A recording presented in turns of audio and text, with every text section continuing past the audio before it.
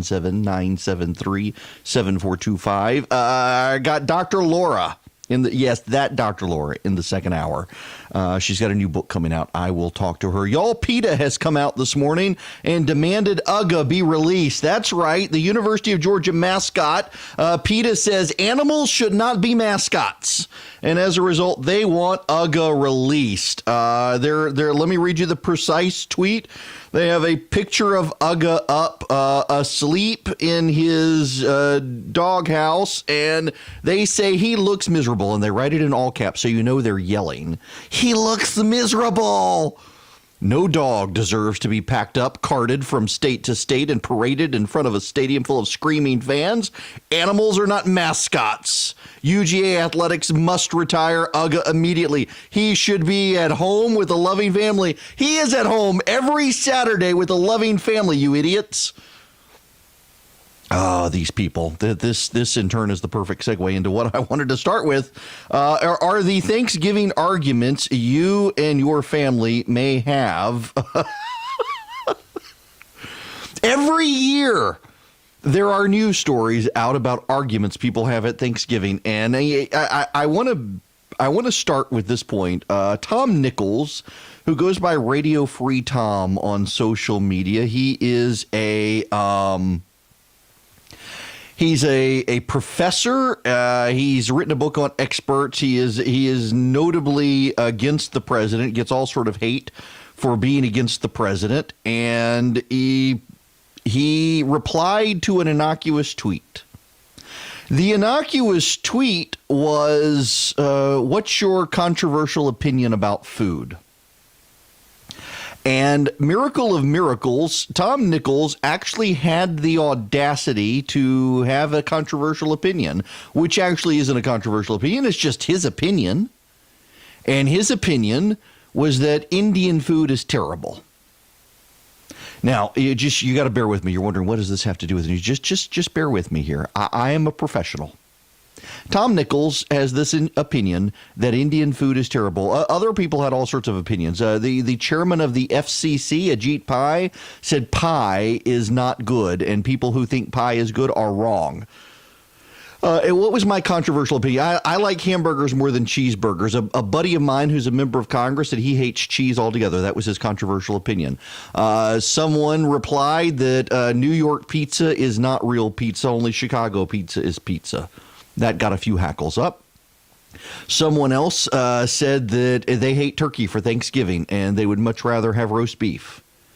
And on it went.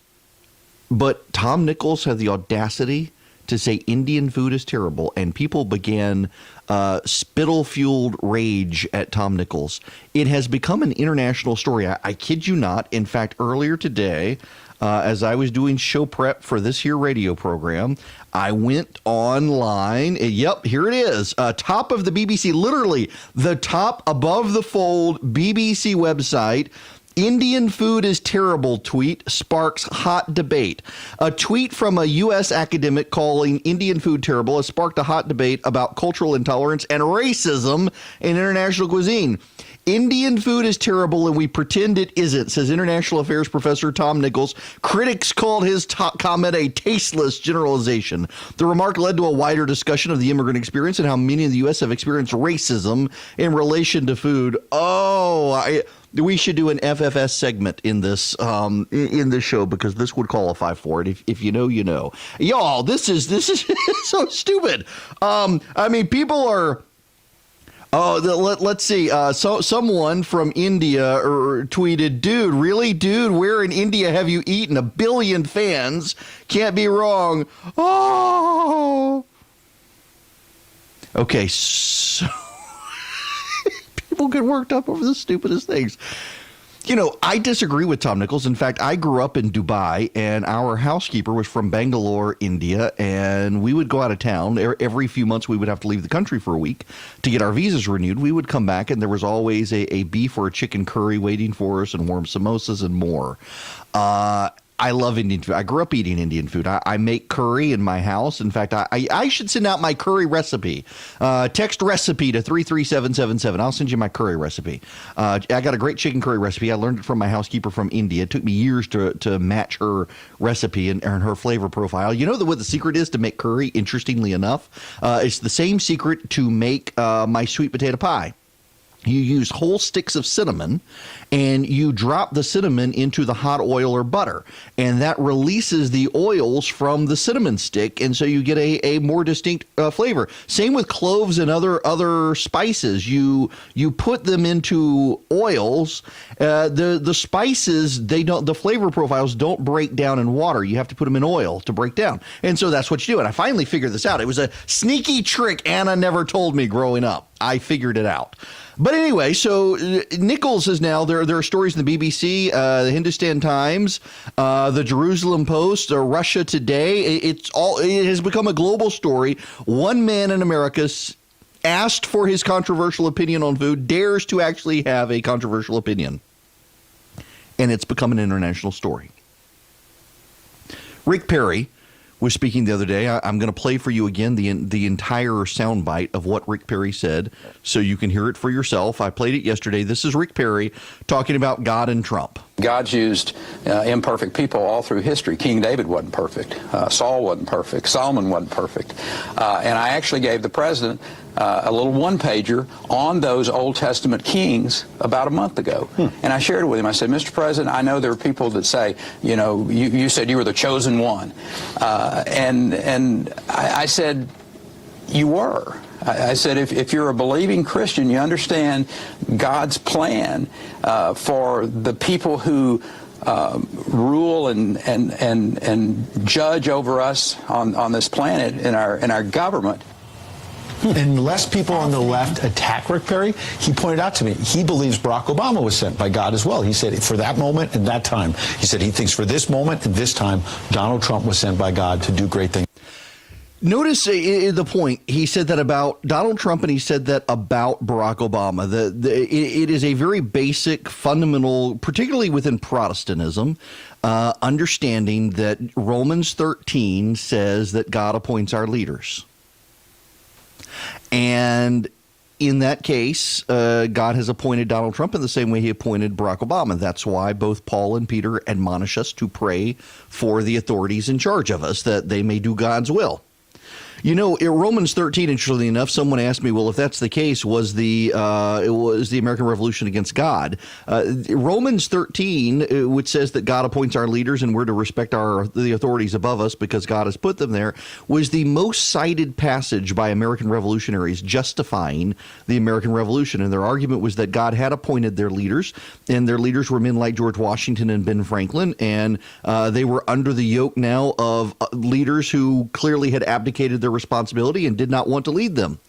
And that was their justification. Romans 13 was more cited by American revolutionaries than any other piece of scripture, including Old Testament pieces that had, in the run-up to it with the Stamp Act, had been cited. Now, you don't need the history lesson to understand this, that CBS News, CNN, and other news outlets ran the Rick Perry story, and they added to what Rick Perry had actually said, like progressive Christians all over the place. They added to God's word. They said that what Rick Perry's argument is that since Donald Trump had been appointed by God, you have an obligation to support Donald Trump. You are obligated to support Donald Trump because Donald Trump was put there by God. That's not actually what they said. That's not actually what Rick Perry said. That's not actually what Scripture says. But that was the headline. So I raise all of this morning out of the gate because you're going to see a series of stories through the end of the weekend on Thanksgiving arguments. A lot of people will take off Friday, will go into the weekend, and you will have multiple arguments from multiple news outlets. They've already started. They started on Sunday. I started seeing them. What do you do when you argue at Thanksgiving? I have seen people citing left-wing publications about how you are under obligation if your family supported Donald Trump. You're under obligation to shout them down over the Thanksgiving holiday weekend, to denounce them, to throw them out of your house. I actually saw someone say that she loves her relatives, but they voted for Donald Trump, and she's holding them accountable by denying them the right right to participate in Thanksgiving. Really? Politics is so much more important to you than family. You're ousting your family. Well, the media is not helping this situation. There is no reason one person on Twitter saying he didn't like Indian food should be a story around the world, in India, in Israel, in the UK, in Russia, in the United States. There's no reason for that. The only reason is clicks, because outrage generates clicks, and clicks generate revenue. And so little social media nerds at little news outlets and large news outlets alike around the world find the most outrageous thing they can possibly find to generate clickbait. And they salaciously write the title to make you have to click through to see what's going on. And you go in, and if you bother to read, you say, well, this isn't anything. Very much like the Rick Perry story. If you actually clicked in and read what Rick Perry actually said, your conclusion has to be, well, he didn't say what the headline says he said. But people don't actually do that, and the media knows people don't actually do that. What people do is they read the headline or they read the tweet and they get mad about it, and they rush to social media and they share the link with all their friends, and they generate outrage traffic for the media organizations, and the little social media nerds get money based on the clicks they bring in. The reporters who wrote the story get money based on writing the report in a way that generates the outrage, and everybody profits except for the national discourse, except for the country. I mentioned yesterday, I had some complaints from some listeners about the clips that I play on the program, that some of them, for example, there was a clip, I cannot now remember the one I played the other day, but I played, it was about a minute clip, and they had heard it on a different radio program, and they only played like 12 seconds of it. It was a Democrat saying something. I cannot remember. Anyway, it doesn't matter. But the point is, they were upset. Well, I don't know why you needed to play that entire minute when you could have just played the 12 seconds. Well, the reason I played the entire minute is to put it into proper context, so you can decide that there really isn't anything as much needing to be outraged by, as opposed to the people who played the 12 seconds. It sounded really outrageous. When you put it in its entire proper context, you can understand that actually what they said wasn't that bad. And when I explained it to the people, they're like, oh, yeah, okay, I understand now. But the media does it with tweets and the like, and these stories. The media increasingly, they don't want to put things in proper context. In fact, they willfully want to take things out of context and allow you, the reader, to have to click through beyond the headline and actually read down into the story to figure out what is true and what is not, as opposed to them providing facts. And I'm deeply disturbed by the trend, more so because it is a profit margin. And there's nothing wrong with profit, but I think there is something wrong with the media pontificating about the president's truth and then willfully distorting things to generate revenue for their news outlets. We live at a time where the media more and more does not have the trust of the American people. In fact, the media reputation increasingly is ruined with the American people, and this is only creating a feedback loop of hate for the media when they do these sorts of things, because half the people get fueled up by it and hate the person who said it. They hate Tom Nichols for saying he hates Indian food. They hate Rick Perry for saying you've got to bow before God and Donald Trump. But the reality is that Tom Nichols had a very innocuous opinion, and it was his own opinion, and he wasn't pushing it on everybody else. And Rick Perry didn't actually say you got to bow before God and support Donald Trump or you're sinning. You would never know that from the press. So you're going to have your family get-togethers over the weekend. You're going to have Thursday. You're going to have Friday. You're going to have the weekend. You're going to have to deal with the leftovers. You're going to have to turn your leftovers into my turkey gumbo. Hope you got that recipe yesterday. And some members of your family will decide, because so much of the press is focused on arguments at Thanksgiving, that I guess this is what we're supposed to do. We're supposed to have political arguments. The fact is, no, you're not. One, turn away from the media, except here. You want to listen to here because I give you the context. Two, enjoy your family. Three, understand moving forward that so much of the media is now designed to get you outraged so that you do fight and you do click and you do share and you do hate tweet and all of that to perpetuate a story. It's not healthy for conversation, for civility, for civic society, and yet it's the way the media has decided to generate revenue, and yet the media denies it so, when it's very clear you just don't believe your lying eyes. Erick Erickson wades through the fake news to give you the real news. It's honest news and conservative views.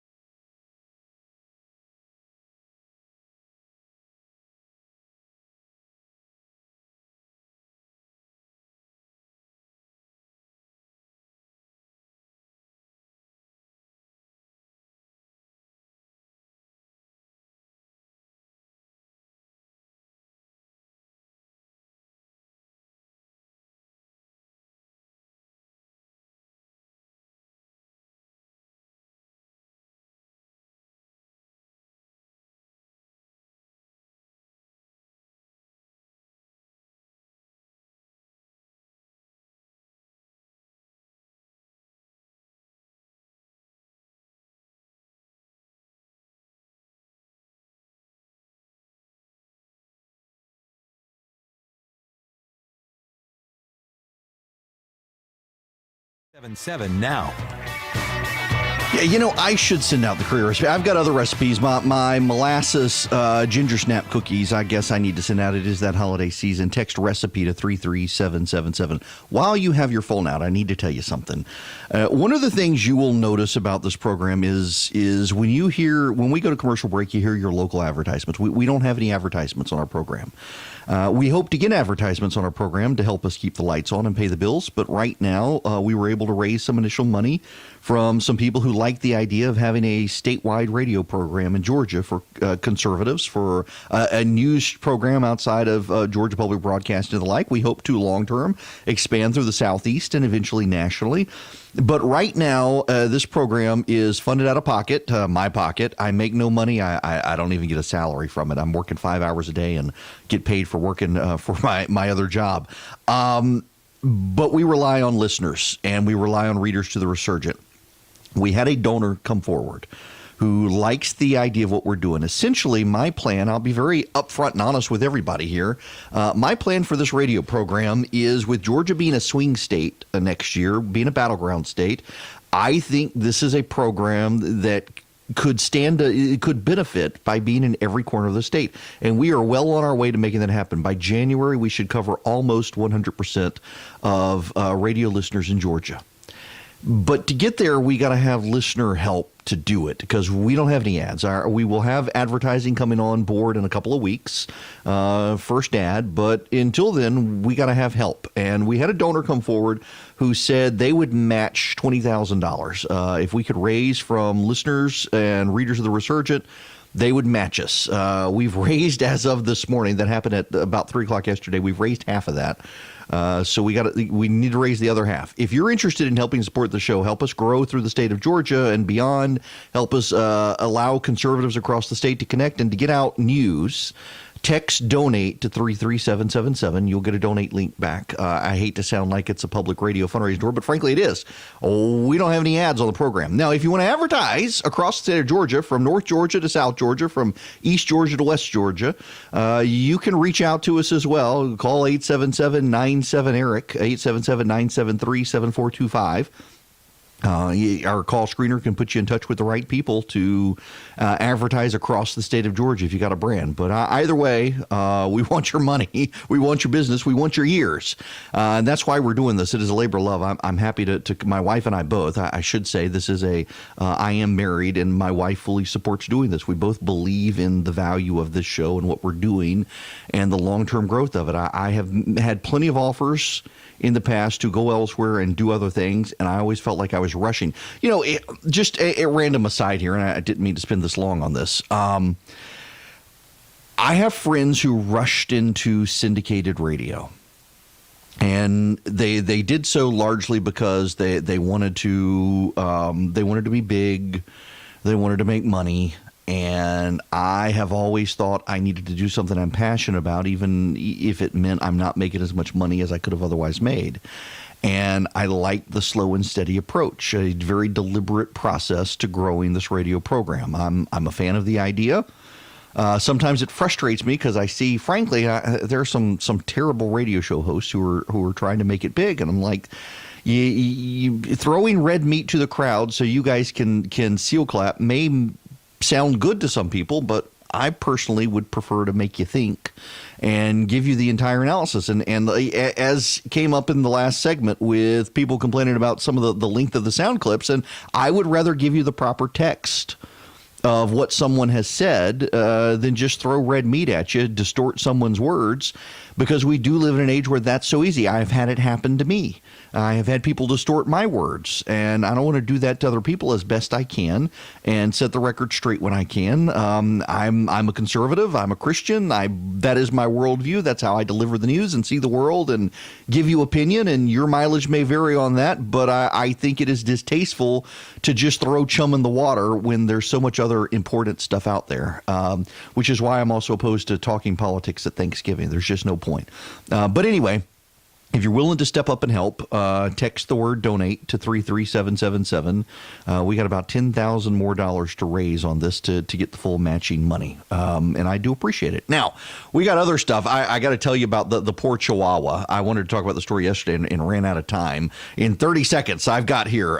Poor Chihuahua in Slidell, Louisiana, my home. A couple was pumping gas in Slidell when somehow their 5-pound Chihuahua got behind the steering wheel, put it in reverse, and rolled out of the gas station across 4 lanes of traffic and into another gas station on the other side of the street before coming to a stop. I'm assuming there was a Taco Bell on the other side of the street and the Chihuahua had to go eat. We'll be back with more news.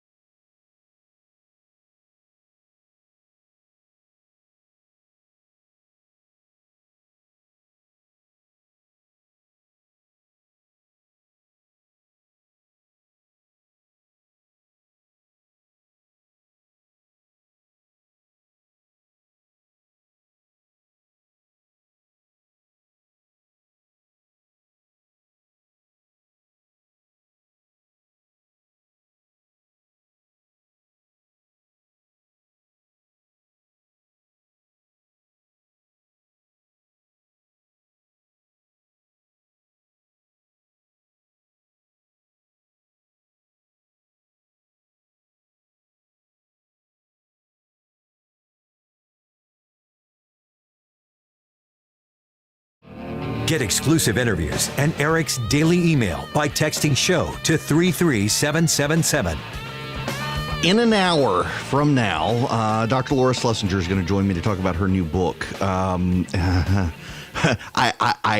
assume she's going to. So, where I got an email, when was it? On, last Friday, I guess, just from a lady saying, hey, let us know if you want to interview Dr. Laura. She's got a new book coming. My wife and daughter absolutely adore Dr. Laura. In fact, I'm going to have to lock the doors of my studio so they don't rush in and try to hijack the interview with her. And so we emailed, and I just, part of me has had in the back of my head is this legit?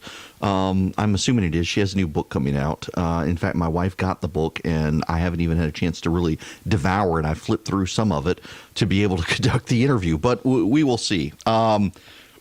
Democrats are having a meltdown over President Trump and the dog yesterday. Did y'all see the video of the president and the dog?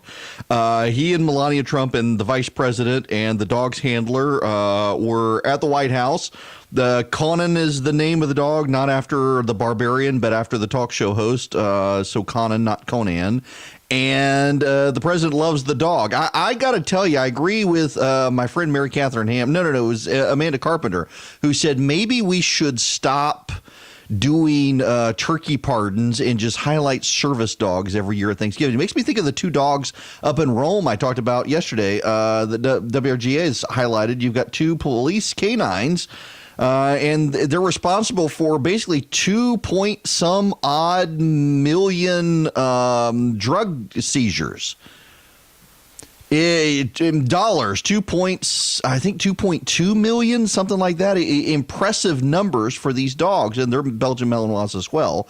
Gorgeous dogs, but the media, I shouldn't say the media by and large, it is activist Democrats are horrified. The president and first lady seem to step away from the dog as if they were scared of the dog. Do you know what this dog does? The dog bites people's hands off. Of course, they should be intimidated by the dog. Now, the vice president and this dog got along. It was so funny. I actually got a note from one of the vice president's staffers yesterday laughing. The vice president loves my dog, Maggie.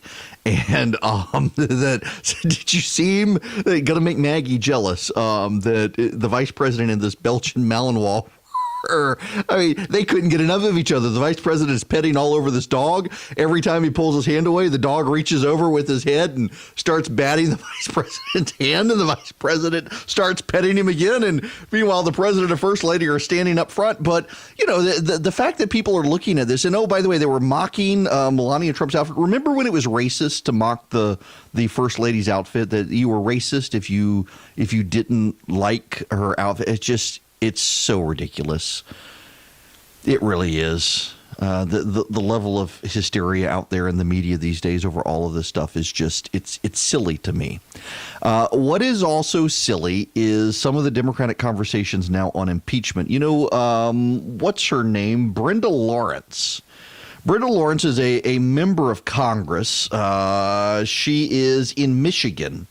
And she has come out and said that she's basically tired of the impeachment hearings, that maybe he should be censured. This is from the Washington Examiner, Tim Pierce. Lawrence appeared on the Michigan radio show No BS NewsHour with host Charlie LaDuff on Sunday to discuss impeachment. Lawrence told LaDuff, to his surprise, she does not support removing the president from office and that she would ask her caucus to censure him instead. We're so close to an election. I will tell you, sitting here knowing how divided the country is, I don't see the value of taking him out of office. I do see the value of putting down a marker saying his behavior is unacceptable. I want to censure. I wanted to put on the record the House representatives did their job. They told the president and any president coming behind him that this is unacceptable behavior, and under the Constitution, we're not going to allow it. I feel strongly that for my legacy, for my time in history, sitting there at this table with an oath of office to protect this country, to protect the democracy of the United States of America, I cannot sit silent, and that I must move forward with impeachment because this is egregious, she said a month ago. And now she's changed her mind, and in large part, she's changed her mind because of the election of the national divide. See, what's happening is the polling is increasingly showing nobody's mind is being changed. And because nobody's mind is being changed, some Democrats in the House are starting to think we should settle this at the election. We should not settle this with impeachment. Now, here's the interesting nugget that is being left out of a lot of the news reports about Brenda Lawrence. You're probably thinking, this woman must be in a swing district and she's scared. This must be like Lucy McBath here in Georgia's 6th congressional district. Swing district, doesn't want to anger the voters right now.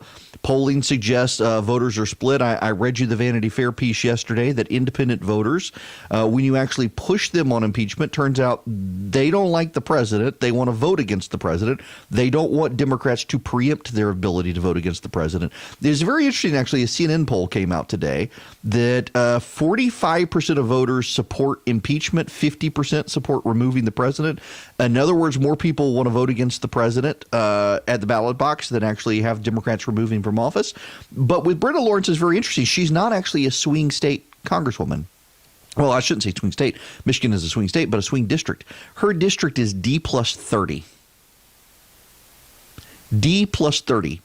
That means that a generic Democrat versus a generic Republican on the ballot, the Democrat will win by 30%. Yeah. D plus 30. 30 points for the Democrats. And it's this person. See, a lot of people were thinking it would be the swing district Democrats like Lucy McBath who would come out and say, let's censure, let's do something, let's not do impeachment. And that's not actually what's happened. What's happened is you've got firm Democratic districts coming out. And those firm Democratic districts are saying, wait a second, the country is badly divided. And y'all, this has been my argument on impeachment. Even if you accept the president shouldn't have done what he did, and I, by the way, am of the vein that, yeah, the president should not have done what he did. But I also think this is an issue for the voters to decide. We are in a badly divided nation. It is a 50-50 divide. And I think that if we allow Congress to remove the president, and it's not going to happen anyway, frankly, I don't think. It's going to go to the Senate, and I think there are Republican senators. If the Democrats could find a smoking gun in the House, that they would shift opinion in the Senate, but they haven't done that. They've cut everything short. They haven't interviewed Mulvaney. They haven't interviewed Bolton or any of the others. So I think what you're going to have is a situation where the Democrats can't get this through the Senate.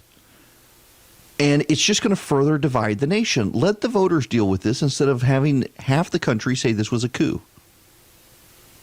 Because that's the way it is portrayed by Trump supporters, is that it is a coup. And I get blowback from Trump supporters for saying it's not. It's a legitimate constitutional process, even if you disagree with it. But there is a lack of trust in the media when it comes to impeachment.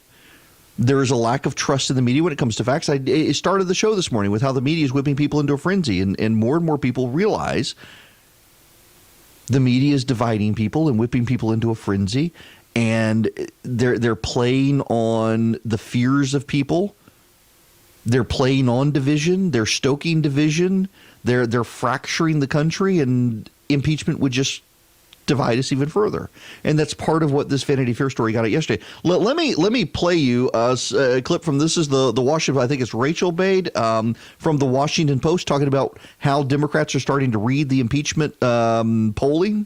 Yeah, I think what we're starting to see is, when the impeachment inquiry was first announced and they started to do these depositions, a lot of people were asking, can Nancy Pelosi peel off any Republicans? And I think in this final impeachment vote, but I think increasingly the question is becoming, does she lose more Democrats? Because Republicans have really sort of unified behind the president. And although 2 Democrats voted against the impeachment inquiry rules that they voted on a couple weeks ago, we're hearing behind the scenes there are more moderates who are getting cold feet. And it all comes back to these ads and people being afraid of being punished for voting to impeach the president. And it's being punished for voting to impeach the president. The Democrats are starting to be scared as well. Why? Well, I played you part of the ad yesterday. I want to go back to the CNN audio from yesterday about the president. He's going after Joe Cunningham. Joe Cunningham is a moderate Democratic congressman, newly elected, I think in New Jersey, who's starting to get cold feet on impeachment. Let me play this discussion from CNN for you. An important but, Republican voters remain loyal, and some recent polling suggests independents are perhaps growing more wary of impeachment. Lawmakers are home on a break right now, and that allows them to get a local pulse. For many House Democrats, that means testing the effectiveness of Republican impeachment attack ads. Their partisan impeachment is a politically motivated charade. Joe Cunningham promised to be different, but he's not. Instead of working to secure our border, fix health care, and pass a new trade deal with our neighbors that creates real jobs, he's supported the partisan impeachment investigation.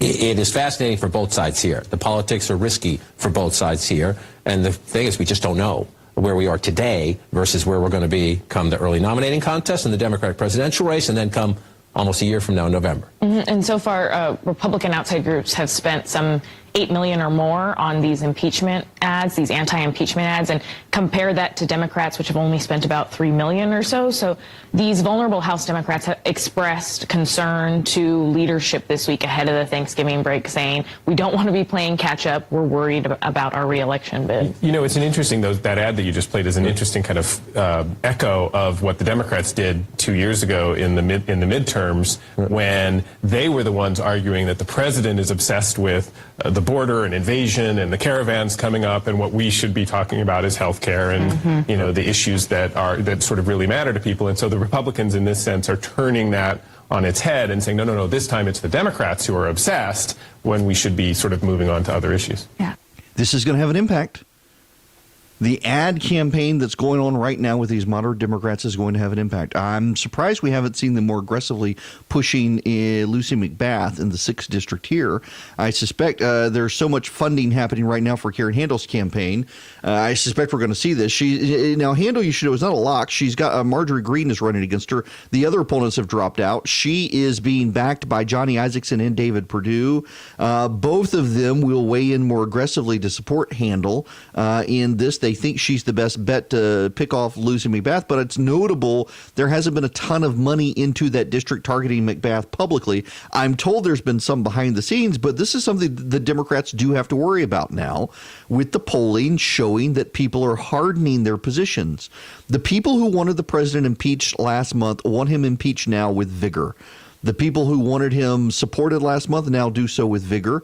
Very few people have shifted, maybe 3 to 4% within the polls' margins of errors. The average for the polling still has a plurality of Americans supporting impeachment, but it's not that significant. The key here is it's not enough to get Senate Republicans to change their mind. And if Democrats aren't going to go further with this, they're going to have a hard time. Don McGahn has been ordered by a federal judge to testify, but the testimony he's going to give is completely different from this. And that's also part of the Democrats' problems. They've had competing narratives, competing stories, and competing impeachment processes that have left everyone confused as to what's actually going on. McGahn is being told to testify before the House committee investigating whether or not the Trump campaign lied to the Mueller investigators in the grand jury. See, they do think that if the president lied, that's what Bill Clinton did, and all the Republicans who voted for impeachment against Bill Clinton for lying under oath to a grand jury would have to support impeaching the president for lying under oath to a grand jury. And it makes perfect sense. But did he? It seems the Mueller report seems to suggest that no, he did not, that the president wasn't clear, but he was not lying. The Democrats, though, risk more and more people viewing this as an impeachment expedition or a fishing expedition trying to find the grounds to impeach the president, as opposed to actually knowing where they're headed with this. And, you know, the Democrats can say, well, look, we think he did something wrong. We want to find out. This is an investigation, and that's fine. But to have not a very clear or articulated idea going into this and just call it a bunch of witnesses and a bunch of separate probes, it really muddies the message more than I think the Democrats can risk right now when the public positions are firming. Fewer and fewer people are willing to shift.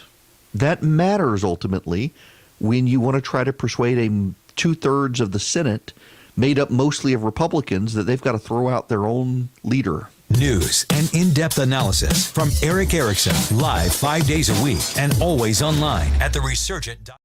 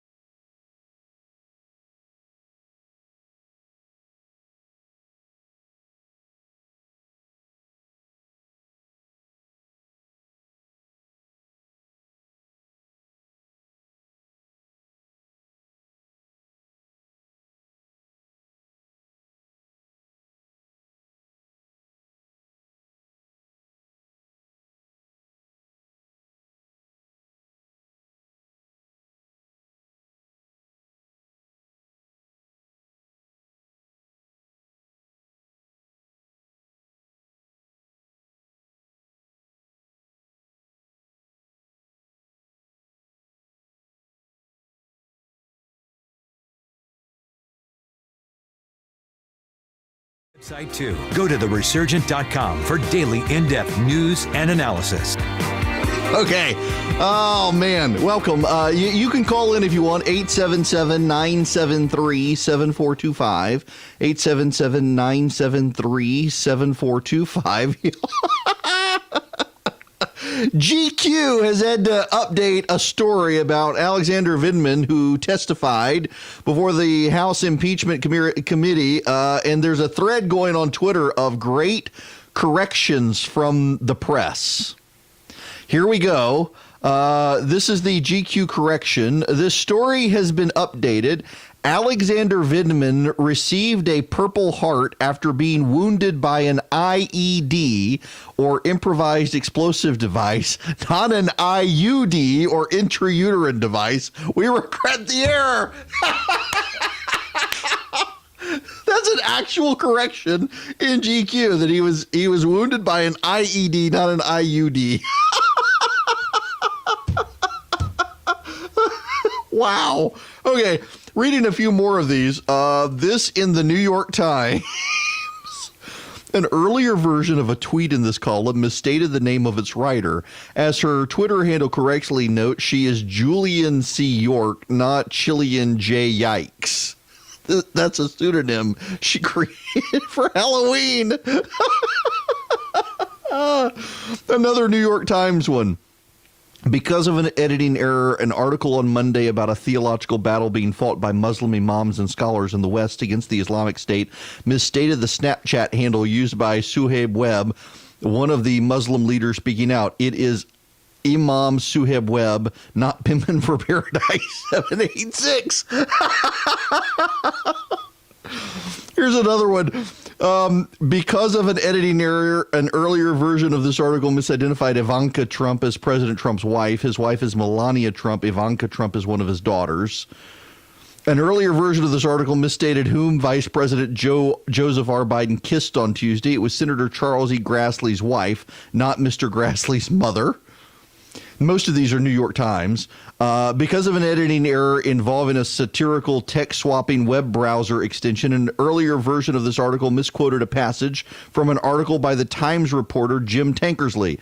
The sentence referred to America's narrowing trade deficit during the quote-unquote Great Recession, not during, quote, the time of shedding and cold rocks. Pro tip, disable your millennials to snake people extension when copying and pasting. That's actually in the... The New Yorker has a correction. The original in this week's issue, Rodrigo Duterte, reports on what happens when a populist demagogue takes power. Correction, a previous alert misstated the author of the story about a populist demagogue. The author was Adrian Chan, not about, and Rodrigo Duterte was the subject. In the Financial Times from a couple of weeks ago, an earlier version of this article incorrectly stated that the Salt Lake Tribune has a full-time jazz reporter. It has two reporters who cover Utah Jazz, the local basketball team, not dance. This has now been corrected. Oh, what is this? An April 5th story. This is the Spokesman Review in Spokane, Washington. An April 5th story stated that Mary Frajo did not return a reporter's call seeking comment. Frajo died last December. Yikes. And this is from, I'm not sure what newspaper this is from. Due to a typing error, Saturday story on local artist John Henninger mistakenly reported that Henninger's bandmate Eric Liddy was on drugs. The story should have read that Liddy was on drums. The Sentinel regrets the error. An earlier version of the story misidentified the fictional character named Bannon used to refer to Jared Kushner as Frodo, a Lord of the Rings reference, rather than Frito, a reference to Godfather. In a previous correction of this post, we corrected something that was actually correct. So we have corrected the correction. It had to do with Celsius temperatures. That is from National Public Radio. And then there's this one. This is 26 years ago. This was a correction in the New York Times. Because of a transmission error, an interview in the Egos and Ids column on May 16th with Mary Matlin, the former deputy manager of the Bush campaign, who is a co-host of a new talk show on CNBC, quoted her incorrectly on the talk show host Rush Limbaugh. She said he was sui generis, not sweet generous. Oh my, due to an oversight involving a haphazardly installed Chrome extension during the editing process, the name Donald Trump was erroneously replaced with the phrase someone with tiny hands when the story was originally published. That's on a website, Slate, I do believe. And this is from The Lily. We have updated the language in this piece to more carefully describe why Taylor Swift's fan base is mostly white. And on it goes. Wow. The number of corrections from the American media. You know, what's so interesting here, honestly, is one, the, hang on. We got some news. Oh, gosh. Jay Powell has died. He's from Camilla. Jay Powell is the Georgia House Rules Chairman, 67 years old. The AJC is breaking this story. The chairman of the influential Georgia House Rules Committee, State Representative Jay Powell, collapsed and died Monday during a retreat of legislative leaders at Brasstown Valley Resort. He was 67 years old, a lawyer from Camilla. He was an advocate for rural Georgia and authority on tax policy. My goodness. That is completely unexpected. Prayers for his family as this news begins to trickle out across the state of Georgia. Representative Jay Powell, 10. House Rules Committee Chairman, dead at 67.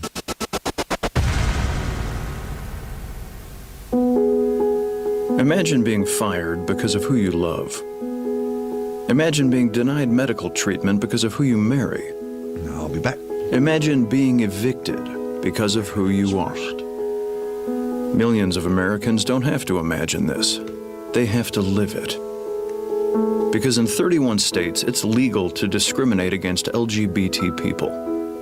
Get the facts at beyondido.org. Brought to you by the Gill Foundation and the Ad Council. It only takes a minute to find out if you may have prediabetes. And you can do it at doihaveprediabetes.org. But you're probably not going to, are you? Kids, work, listening to the radio. you're busy, which is great because busy people can't get prediabetes. Oh my, I read that wrong. They can. Should have worn my glasses. So visit doihaveprediabetes.org and take a short test because prediabetes can be reversed. Brought to you by the Ad Council and its pre-diabetes awareness partners.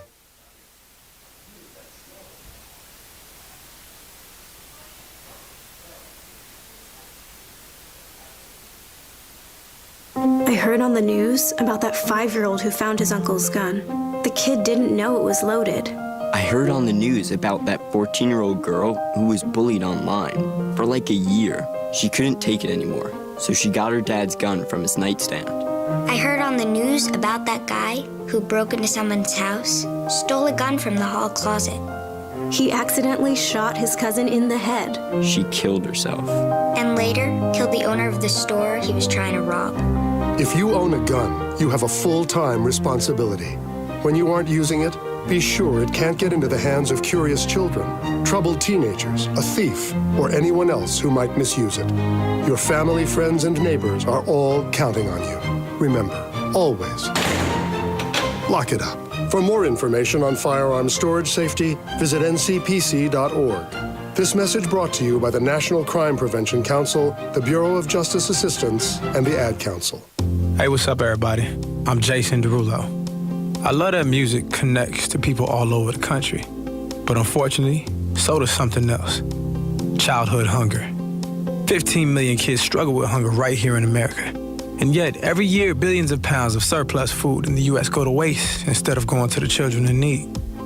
Feeding America is working to change this. The Feeding America nationwide network of food banks rescues this surplus of food to help provide meals to families in virtually every community in the United States, including yours. But they just can't do this alone. Join me in the fight against hunger in America. For more information on what you can do to get involved, visit feedingamerica.org. That's feedingamerica.org. Together we can solve hunger. Together, we're feeding America. A message from Feeding America and the Ad Council.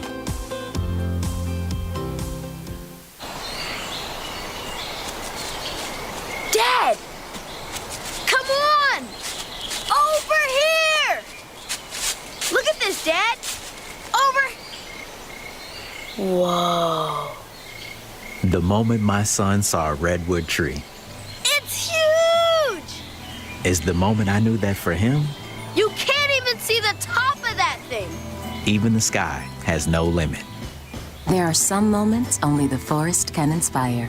Find yours at discovertheforest.org. Learn about forests near you and discover cool things to do when you go, like hiking, biking, fishing, or camping. Or do your own thing when you get there with family and friends. Your moment is out there. Find it at discovertheforest.org. That's discovertheforest.org. Brought to you by the U.S. Forest Service and the Ad Council. Keyboard Cat, Hamilton the Pug, and Toast Meets World. These are some of the internet's most beloved pets. With millions of YouTube views, shares, Instagram likes, followers, and fans across the globe. But what do all these amazing pets have in common? Their stories started in a shelter. Start your story. Adopt a dog or cat today. Visit theshelterpetproject.org to find a shelter or adoptable pets near you. Training that pet to play the keyboard? Well, that's entirely up to you. Visit theshelterpetproject.org and hear more about Hamilton the Pug, Toast, and Keyboard Cat's amazing adoption stories. Start a story. Adopt a shelter or rescue pet today. Your perfect pet is just a click away at theshelterpetproject.org. A public service announcement brought to you by Maddie's Fund, the Humane Society of the United States, and the Ad Council. Okay, so Sarah, I'm dropping you off at Emily's? Yep. And Josh, you're going to? Soccer, Dad. Soccer practice. Right. Oh, by the way, I just wanted to let you know when I pick you both up, I'll be wearing my short shorts. What? No! Yep, and my dorky dad hat, and I'm gonna do my dad dance for all your friends. They'll love it! Seriously? Why? Because I like my short shorts. Of course, I could be talked out of it if you guys would just buckle up your seatbelts without giving me a hard time.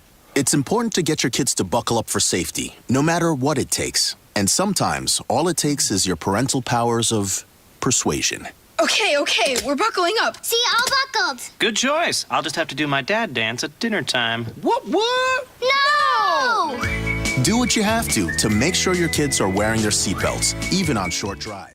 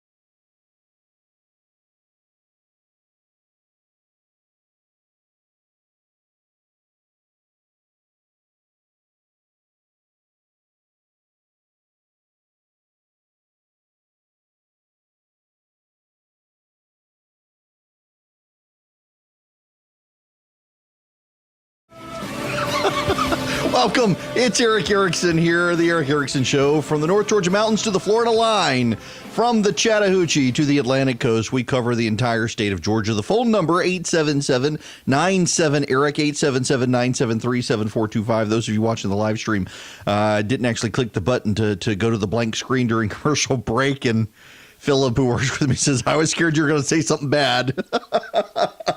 No, I left the room. I had to go get coffee and go to the bathroom. At the bottom of the hour, Dr. Laura is going to join me. Yes, that Dr. Laura.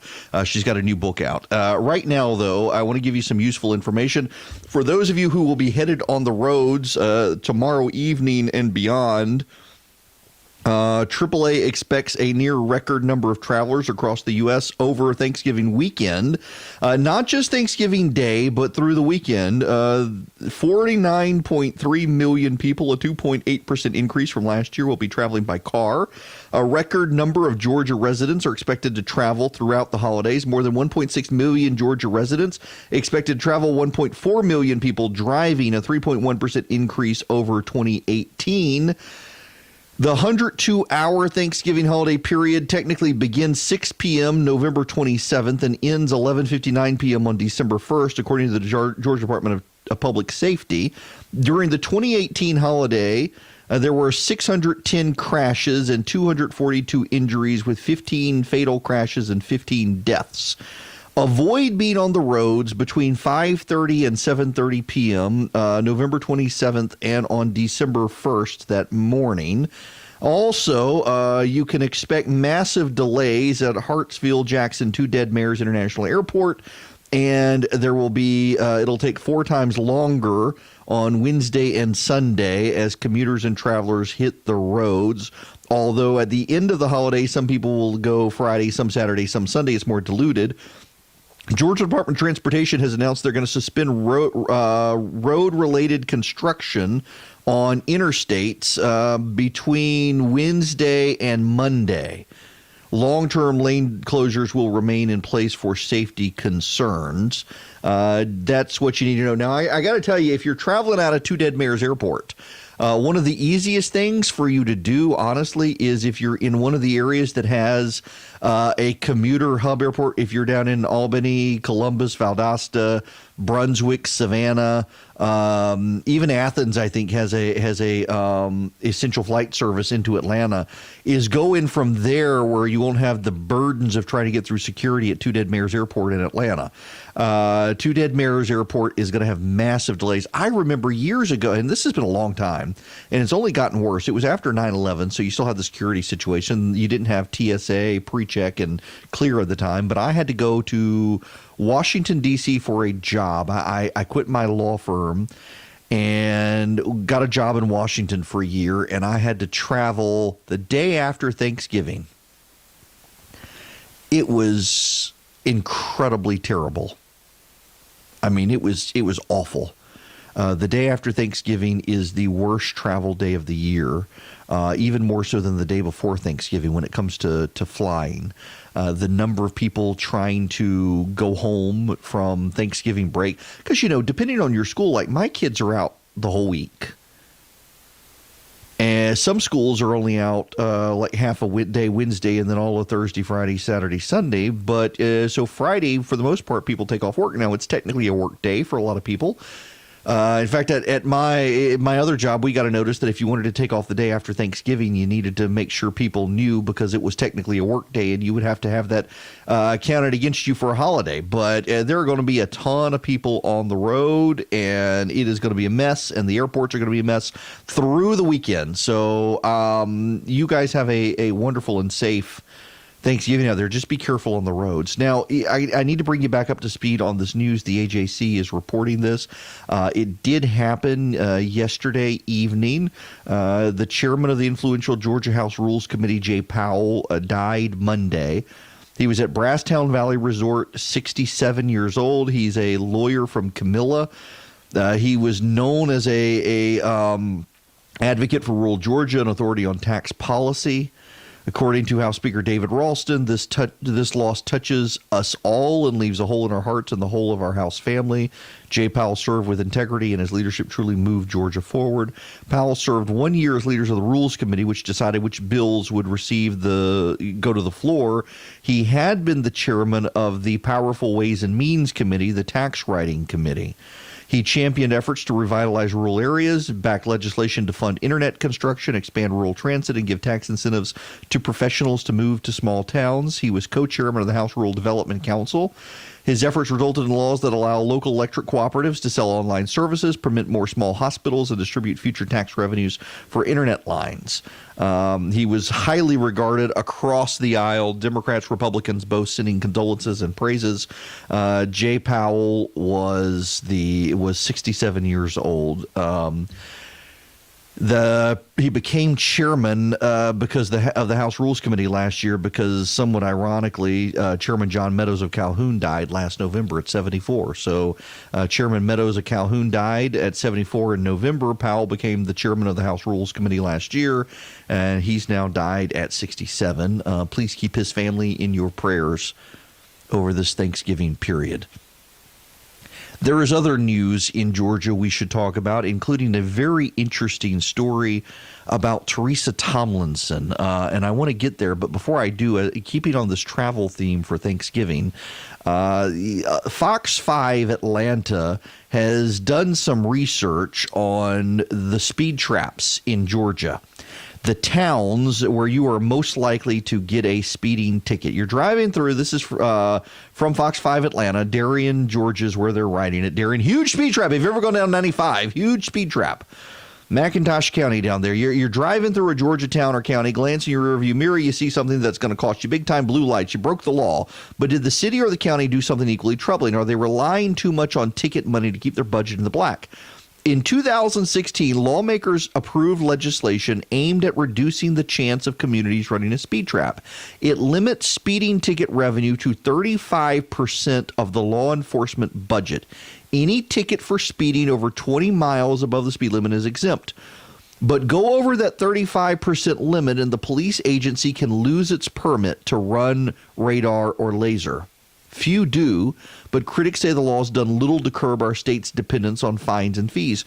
Georgia's sort of one of the ground zeros for places where municipalities are very reliant on fines and fees for revenue, observed Joanne Weiss, co-director of the Fines and Fees Justice Center in New York. The nonprofit is dedicated to reducing the amount of ticket money U.S. cities rely on to balance their budgets. She says most small cities get around 2% of their revenues from fines, fees, and forfeitures.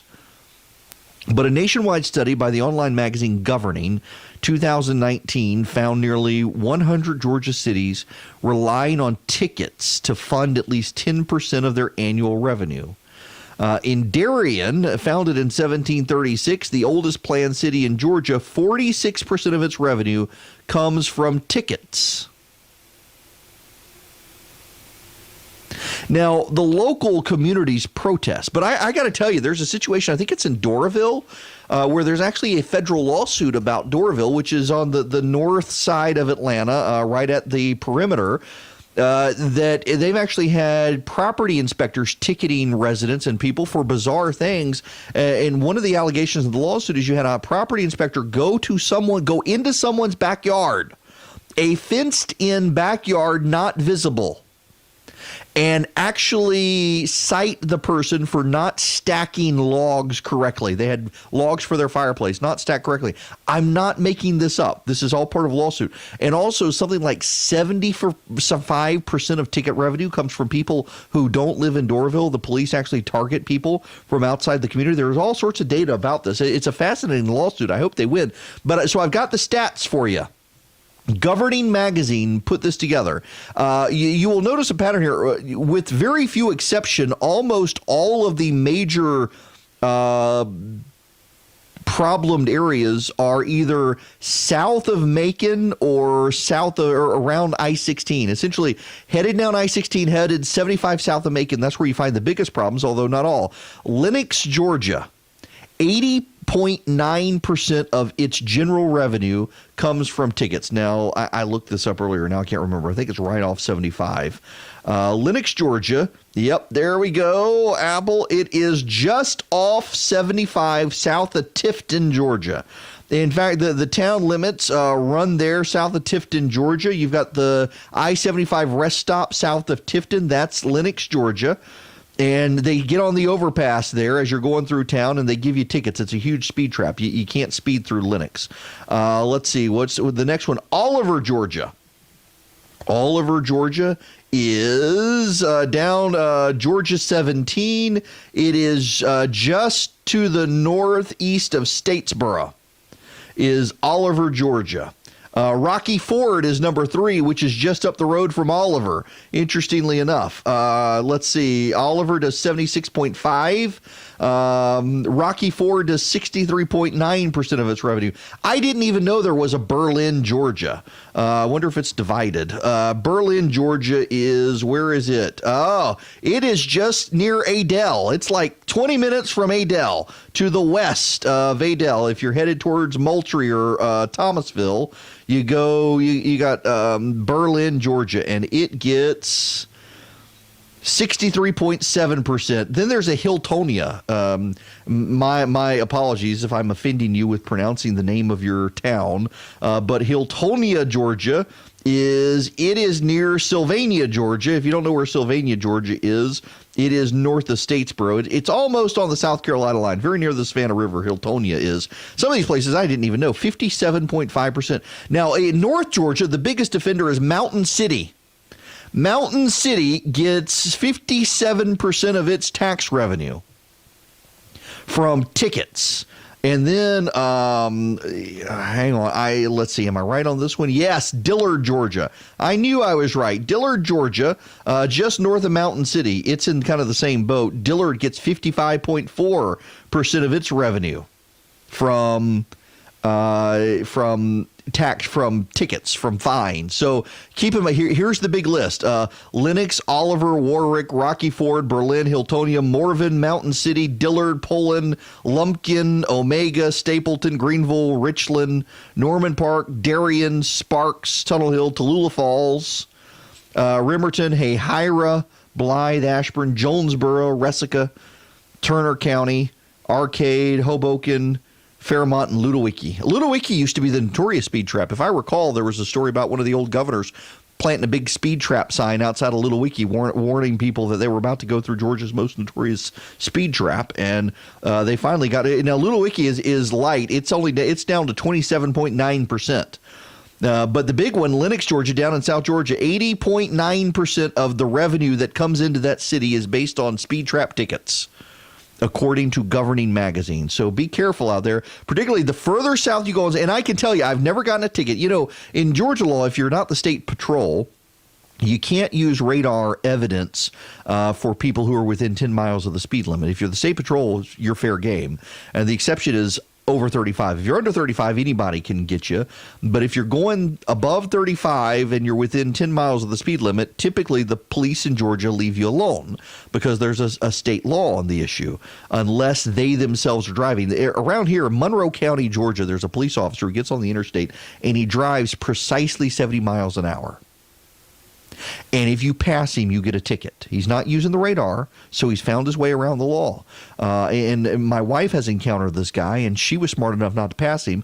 But the guy behind her in the pickup truck decided he was going to pass him because the guy was on the nose, my wife said, 70 miles an hour. So this guy goes around him, and he's only doing like 2 miles, barely gets around him. Takes him forever to even get around him because he's only doing a couple miles faster than the police officer. Immediately, the blue lights come on and pull the guy over for going over the speed limit.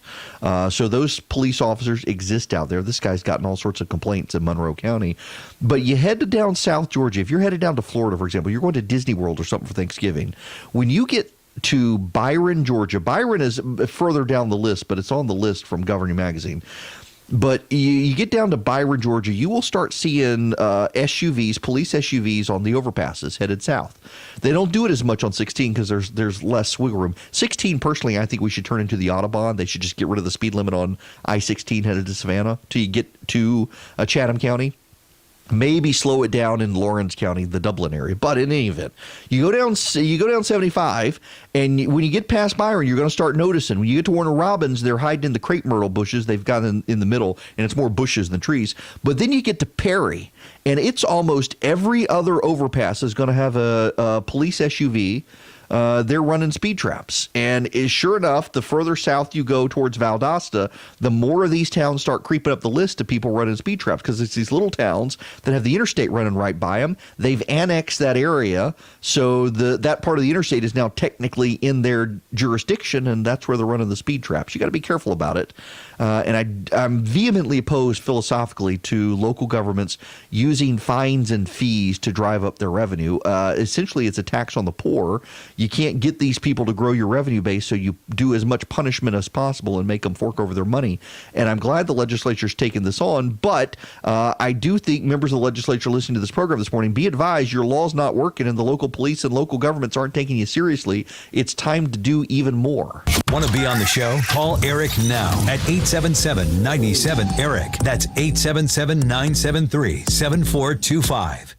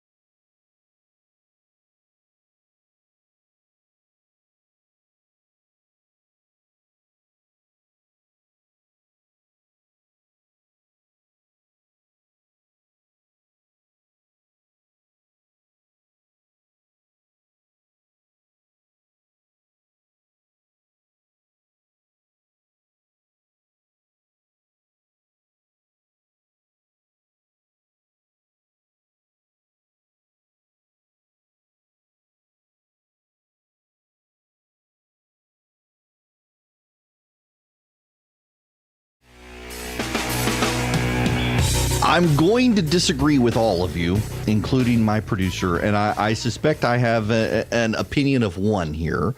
President Trump has signed into law the Preventing Animal Cruelty and Torture Act, PACT, they're calling it. It criminalizes certain acts of animal cruelty. It is bipartisan legislation out of the Senate that has come into play, basically giving federal criminal status to certain acts of animal cruelty and torture, fighting animals and things like that.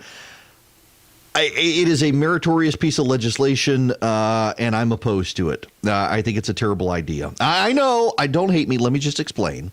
I believe that criminal law should be left to the states. And I think what actually happens here is that it allows over-aggressive federal prosecutors one more thing to go after people on.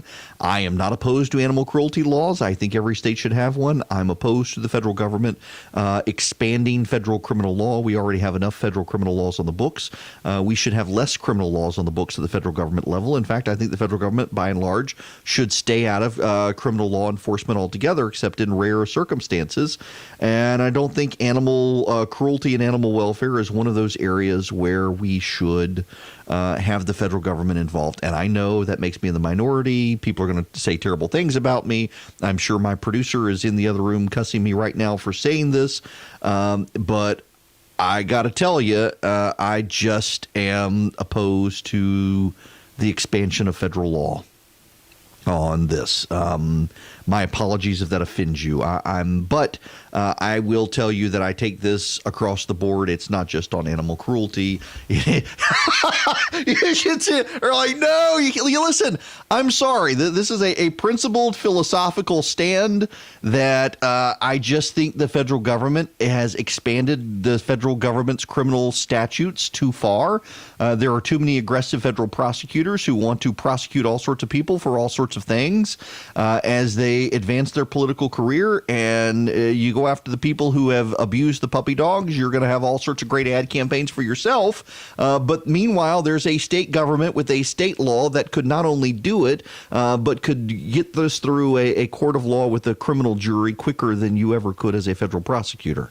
At some point, the federal government has to know its place. And I think one of the places to start is with criminal law. We have criminalized everything. You take your tag off your mattress, you've broken the law. You abuse your dog, yeah, you should go to jail and God is going to smite you. But let the state government do it. I think every single state already has a criminal statute for animal cruelty. I'm almost, don't hold me to it, but I'm almost sure 50 states out of 50 states already punish animal cruelty. So what happens? The state punishes you for animal cruelty, and under federalism, then the federal government comes along and says, hey, we're going to punish you for it as well. This is one of the things that happens. It is not double jeopardy because we have a dual government federalist system here. So you can be charged with a crime in a state court and then also charged with a crime in a federal court, and it can be the exact same crime. But you've broken the laws of a state and a federal government. That's why when the founders founded this country, you did not have criminal laws. In fact, if you'll recall, when John F. Kennedy was assassinated, it was handled by state courts in Texas because there was no federal criminal law against the assassination of a president of the United States. So it was a murder case in state court in Dallas. And since the assassination of John F. Kennedy, federal criminal law has just ballooned, and everything becomes a criminal law now. I'm not opposed to punishing people for animal cruelty. I think they should be. 30. I'm just opposed to the federal government expanding criminal law in all cases. And it's feel-good legislation, and their hearts are right. The intent is good. It's bipartisan. But I'm still opposed. I can be in the minority. That's okay. 877-973-7425 is the number. When we come back, Dr. Laura is going to join me to talk about her new book. We'll be back.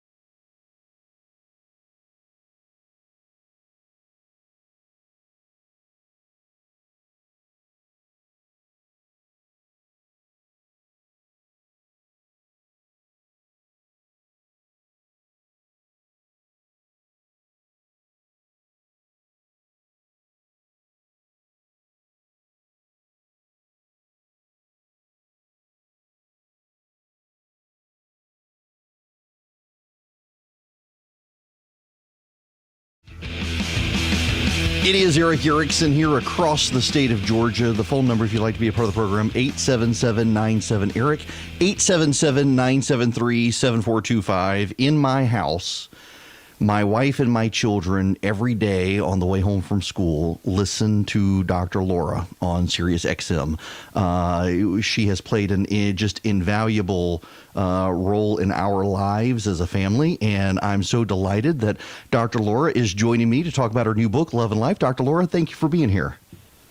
Well, that's so sweet to know that. Give the wife and the kitties a big hug from me. Well, so I've had to lock myself in my home studio because they want to run in and take control of this. I got to tell you, to get into your book, I just need to tell you that in 2009, my wife was having some health problems, and we just decided, we're going to do exactly what Dr. Laura says. I got a second job, and my wife stayed home with our kids who were, we had a 1-year-old then and a 3-year-old. And 3 years ago now, she was diagnosed with a incurable form of cancer. And we think, had we not done what you wanted us to do in 2009, we would not have all the memories that our kids now have of their mom as we now have this struggle. And so thank you. Oh, my God. I don't mean to throw that at you first thing in the morning, but a couple of things that I got out of what you just said. Obviously, your wife married a real man, and I pray that this goes better than you all think. Well, we're hoping she takes medicine every day. It keeps the tumors from growing, and we're in this fight for 3 years now. And man, we're having fun. Although I will tell you, I do blame you for part of this. Is she went out and got herself a Harley as her therapy, and she drives the countryside on her Harley now. Well, I'm sorry. I'm not going to apologize for that. I wish she lived closer. I'd ride with her. There is no reason to apologize. She got a fat boy, which of course she named Sue, her fat boy Sue. And so, look, we could talk all day about my wife, but we're here to talk about your book. And my wife actually stole my copy, so I had to go get my own copy. And I've been reading through it. And so, some of what I really like in your book is not just talking about conflicts, but also now in the digital divide today, when we're so plugged into screens and spouses texting each other instead of talking to each other. And I mean, here's your opportunity to pitch your book, but in particular, would love your thoughts on this digital divide we have now with raising kids. Well, I don't know if you ever watched, but I'm sure a lot of your audience saw Star Trek: The Next Generation. I love it. There was one episode in which they're on some planet, and the people on this planet gave them these little sparkly helmets. And when they put the sparkly helmets on, they just went into this other place, like an LSD trip or something. And that was to represent what's going on all around the world. People are disconnecting from each other, even from themselves on any deep philosophical or spiritual level, and just going into this Neverland. And it's hurting marriages. Children are on drugs. The suicide rate and the drug use among kids is skyrocketing, and you have to be dishonest if you're going to say it's not attached to what they're attached to, their cell phones, their iPads. I think this is a major disaster, and instead of dealing with what's really happening in our society with our children and our families, we're spending all our time on, I hate to say anything having to do with politics, but we're spending all our time on political divides. And it's childish, and it's dangerous.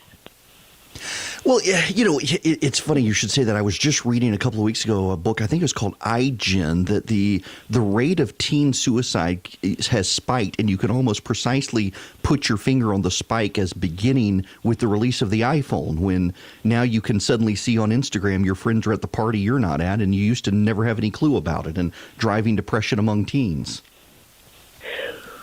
Well, that people in general are not hysterical about kids killing themselves at incredible rates and shooting up schools and the rest of that. That has to all do with being disconnected from each other, so there's no empathy. Empathy means I can sort of feel your pain with you, and I'll even cry. I mean, you got me upset with when you opened. I just want to scoop up your wife and hug her. So we are losing that empathy because it's all about the superficial and the non-existent. Because when I use the word friends, to me, it's a sacred term. When I think of my friends, I mean, they would just about lay down their lives for me and me for them. When you have a list of 50 friends on your Facebook, there's not one of them that would lay down their lives for you.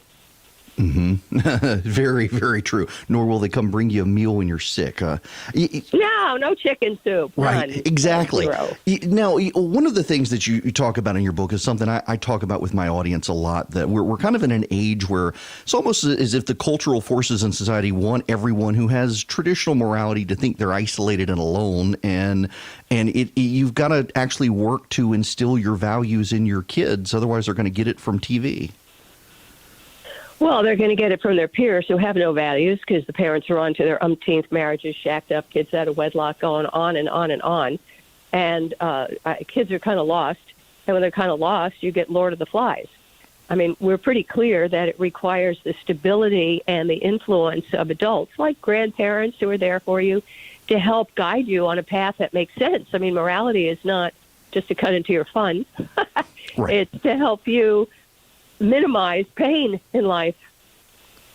Well, one of your chapters talking about bullying, I have to tell you, my 10-year-old, we actually moved him from his old school because he was just being relentlessly bullied. And this year, a new kid at school decided to bully him, and he was complaining about it. He gets very upset about these things. And my wife says, Gunnar, what would Dr. Laura tell you to do?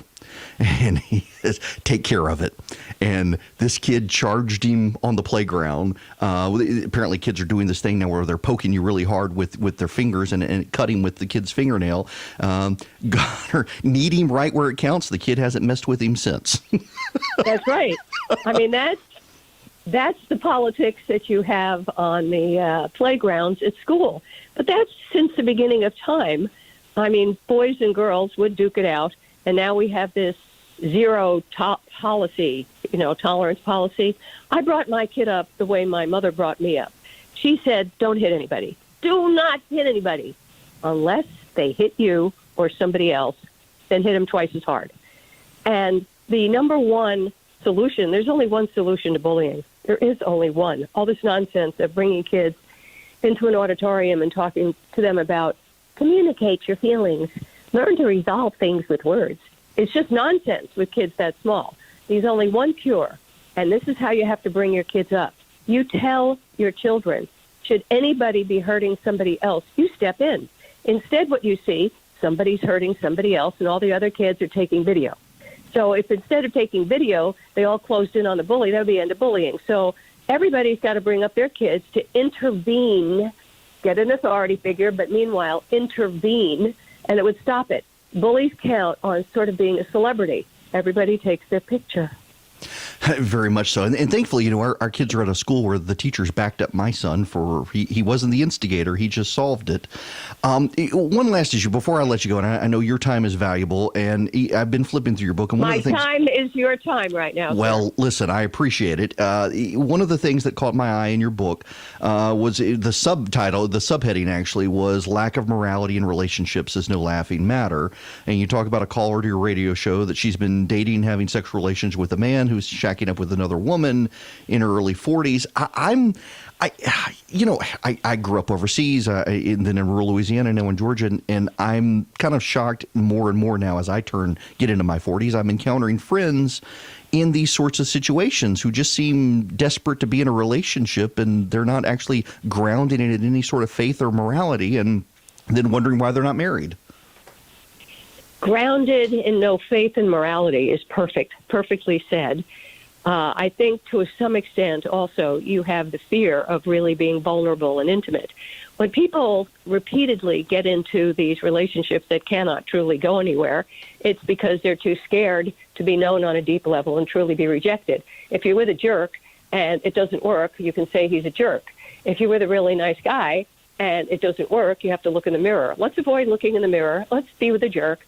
Best thing is get somebody who's murdered 20 people, is in prison for life, and you marry him. There's no way that relationship is going to fail. I'm going to give that advice to a friend.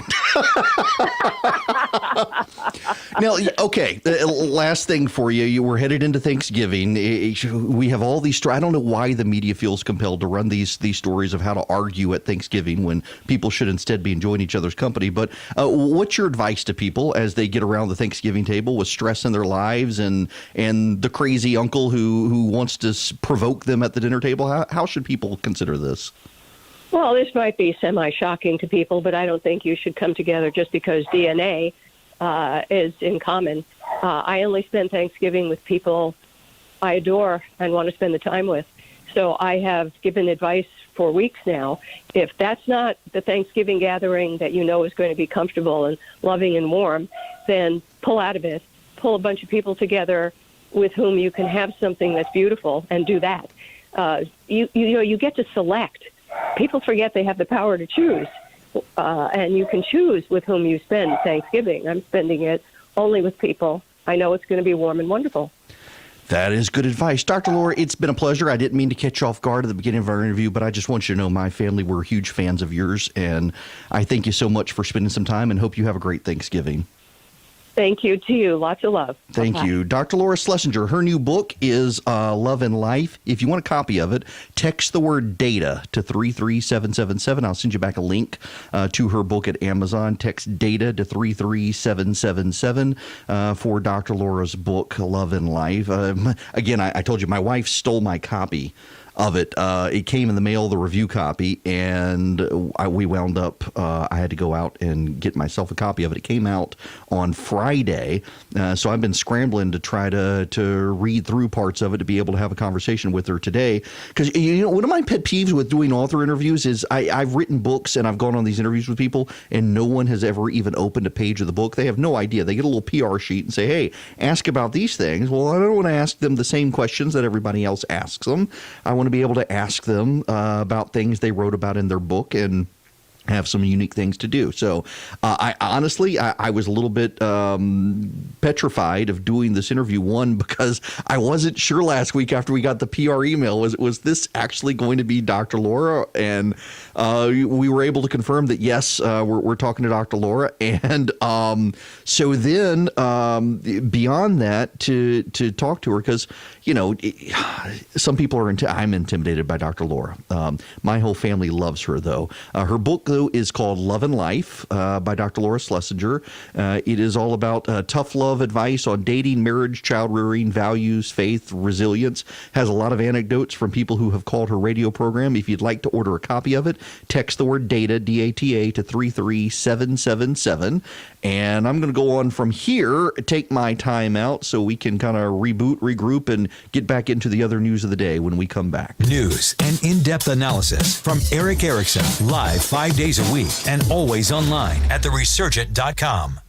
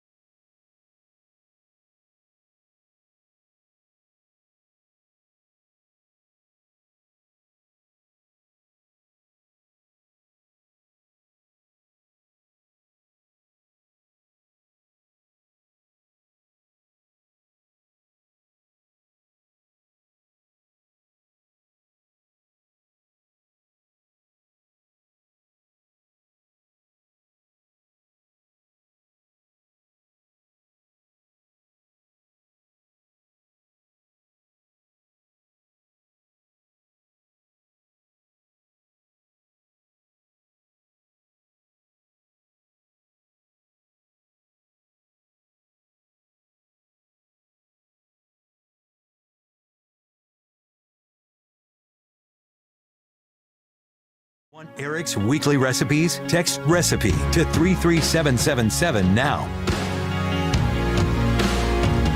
It's surreal. I just had a conversation with Dr. Laura. My wife and kids listen. Oh, my wife in particular listens to her every day that she's in the car.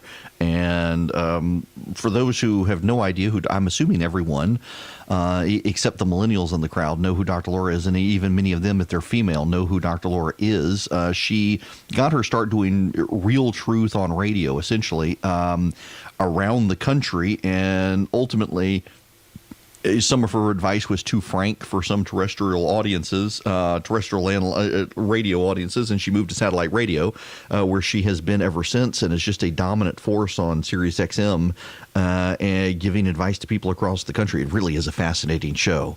I've never really understood who calls in to Dr. Laura's show. Because she's ruthless in her tough love. And I mean, I've heard women call in and say they're living with a guy. And I mean, she immediately throws the brakes on. It's just, it is a deeply entertaining show to listen to.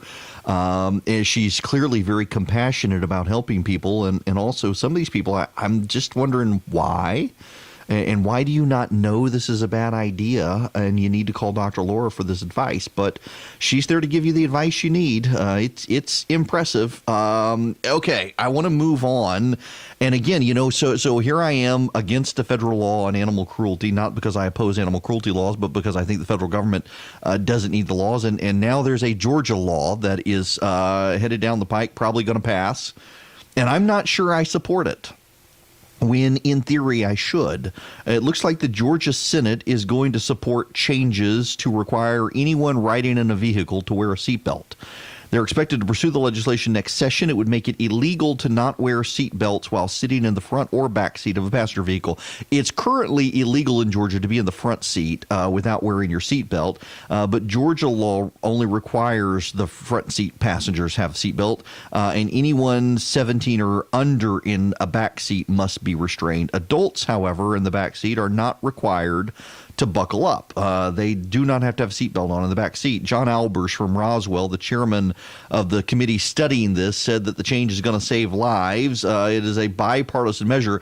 I am reminded very much of the old quote from, what's his name? Erick Erickson. It's often attributed to him. No one actually knows where it came from, but Erick Erickson was the Senate Republican leader in Washington, D.C. during the 50s.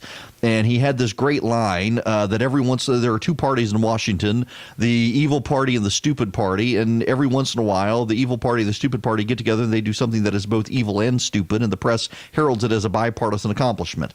I'm always weary of major bipartisan laws that do nothing but expand the powers of the government, and I look at this and really, listen, I wear my seatbelt when I'm in the back of someone's car because I don't want to be in a wreck and be thrown out, but I get the front seat passengers being required to wear their seatbelts because even minor wrecks can cause injuries, and then you got insurance bills. And I guess when you look at it from the insurance angle, that it drives up insurance in Georgia. But is this really something that the government needs to worry itself about? Shouldn't Darwin have some say in this? And if you're too stupid to know you should buckle up, then you suffer the consequences?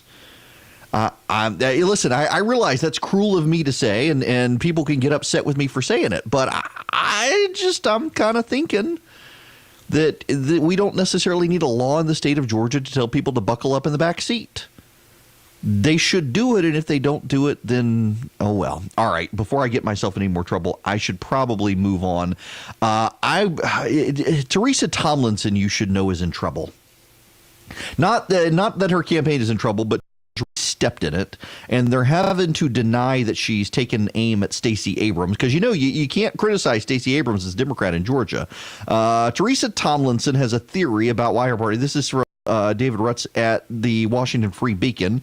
David, by the way, lives here in Georgia. Tomlinson has a theory about why her party keeps losing in her state of Georgia.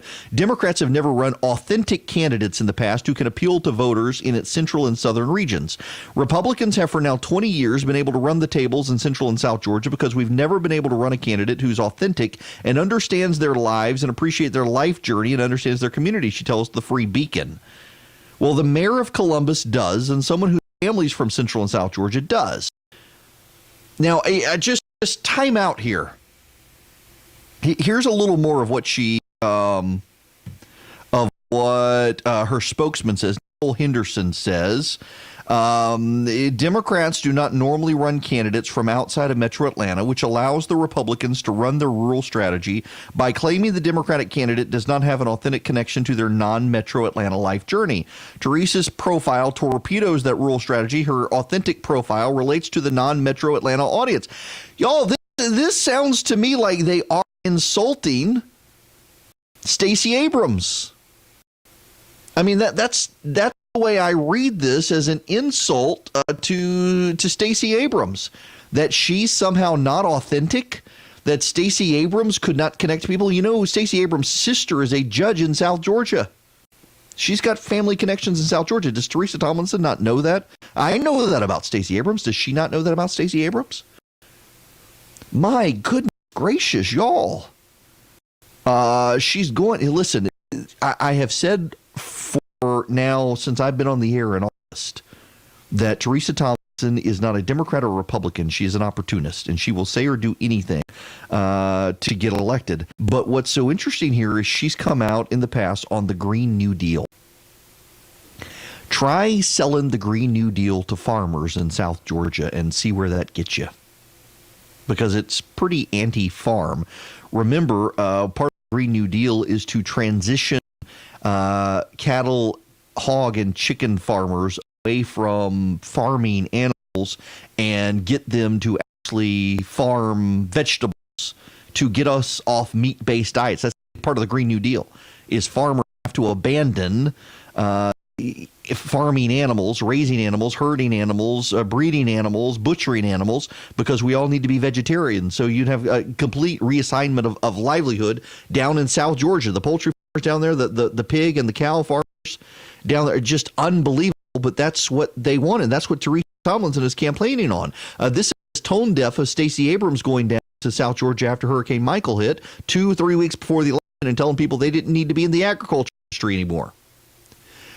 By the way, is one reason that Stacey Abrams did so poorly in South Georgia. The Kemp campaign seized on that clip and made sure everybody in South Georgia saw Stacey Abrams 2 to 3 weeks after a hurricane came through and wiped out people's livelihoods, saying, hey, you don't have to be in agriculture anymore. You can get a better job.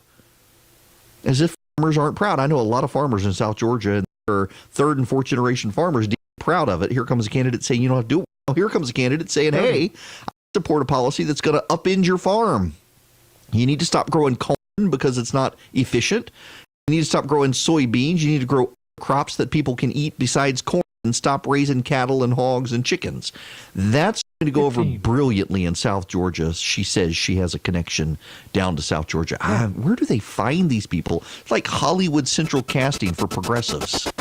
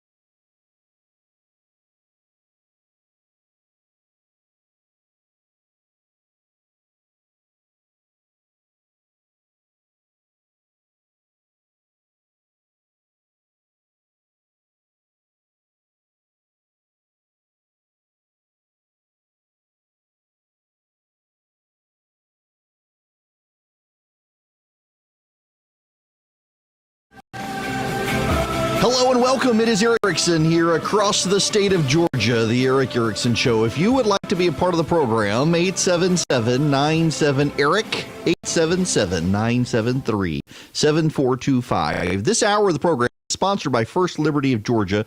They're a building and loan. If you got a small or medium-sized business, you want to be a big business, you need access to capital. They can make it happen without the bank bureaucracy and all that entails. The Frost family, good friends of mine, they make the business and lending decisions. If you need a loan for your business, go to First Liberty of Georgia. Tell them I sent you. The website is firstlibertyga.com. Doesn't matter where you are in the United States, they can help you. Across the nation, First Liberty of Georgia can help you. Firstlibertyga.com. Thank you to them for their sponsorship.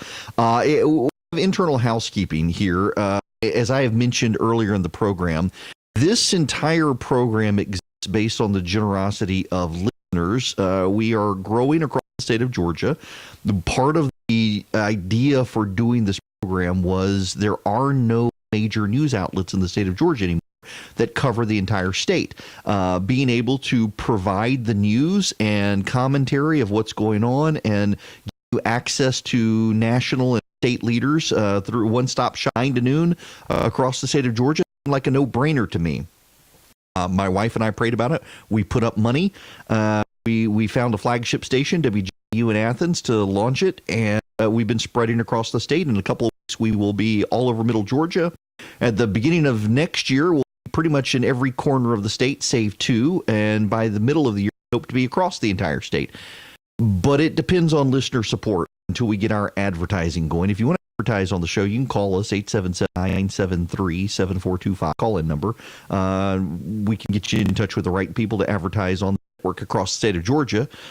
But we also could use some donations. We actually had a donor step up and offer $20,000 to help us.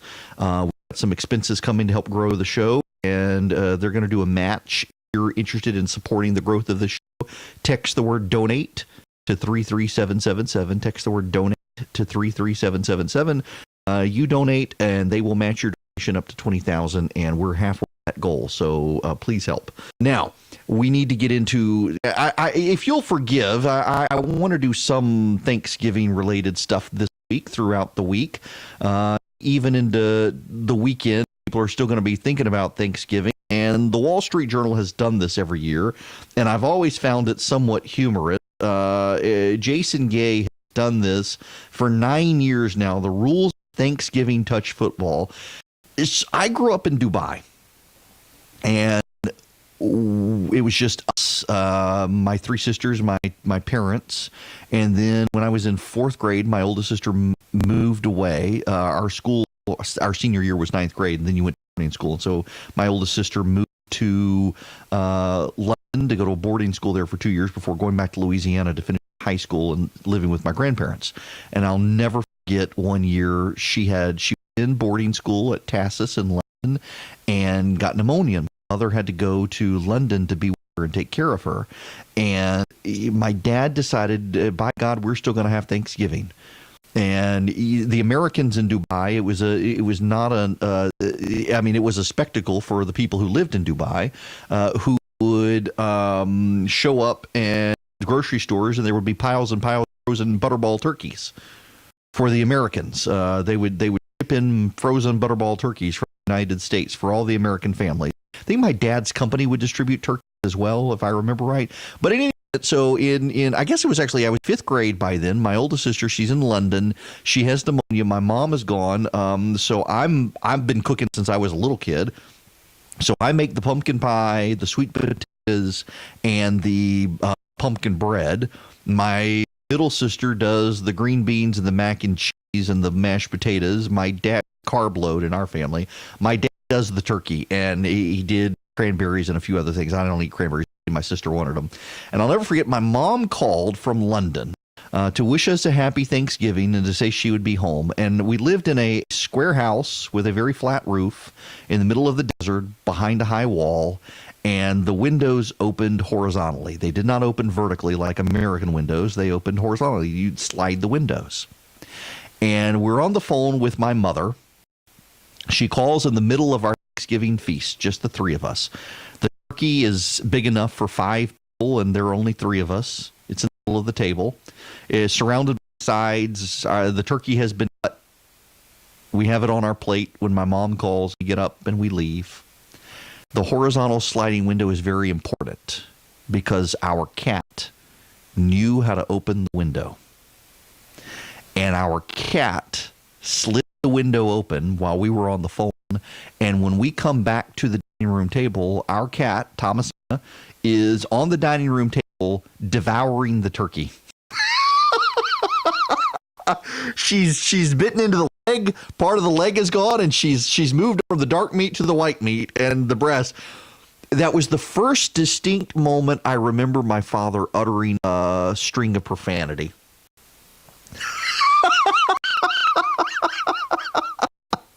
And he picks up the turkey and throws the turkey out of the window that the cat has come in.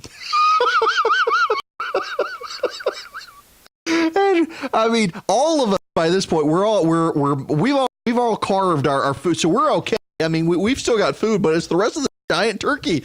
We were going to have it, carve it, and have it for sandwiches. Out the window it goes. With the cat diving out of the window behind it.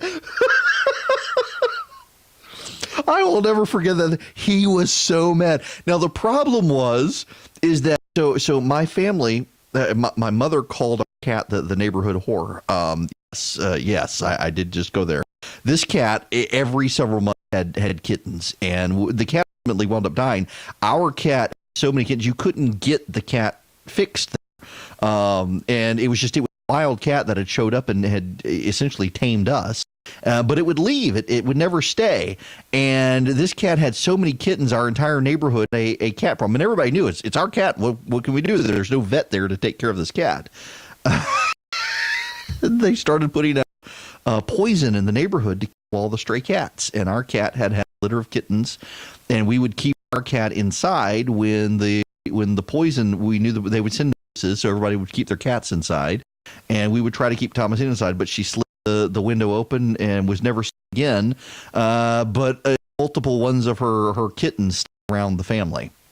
And so we had multiple generations of this cat. But there were cats all over the neighborhood, and we had cats. The dogs couldn't get in because all the houses had big walls around them because the camels would otherwise come in and eat everything. So everybody had high walls around the houses, and all the cats would climb the walls.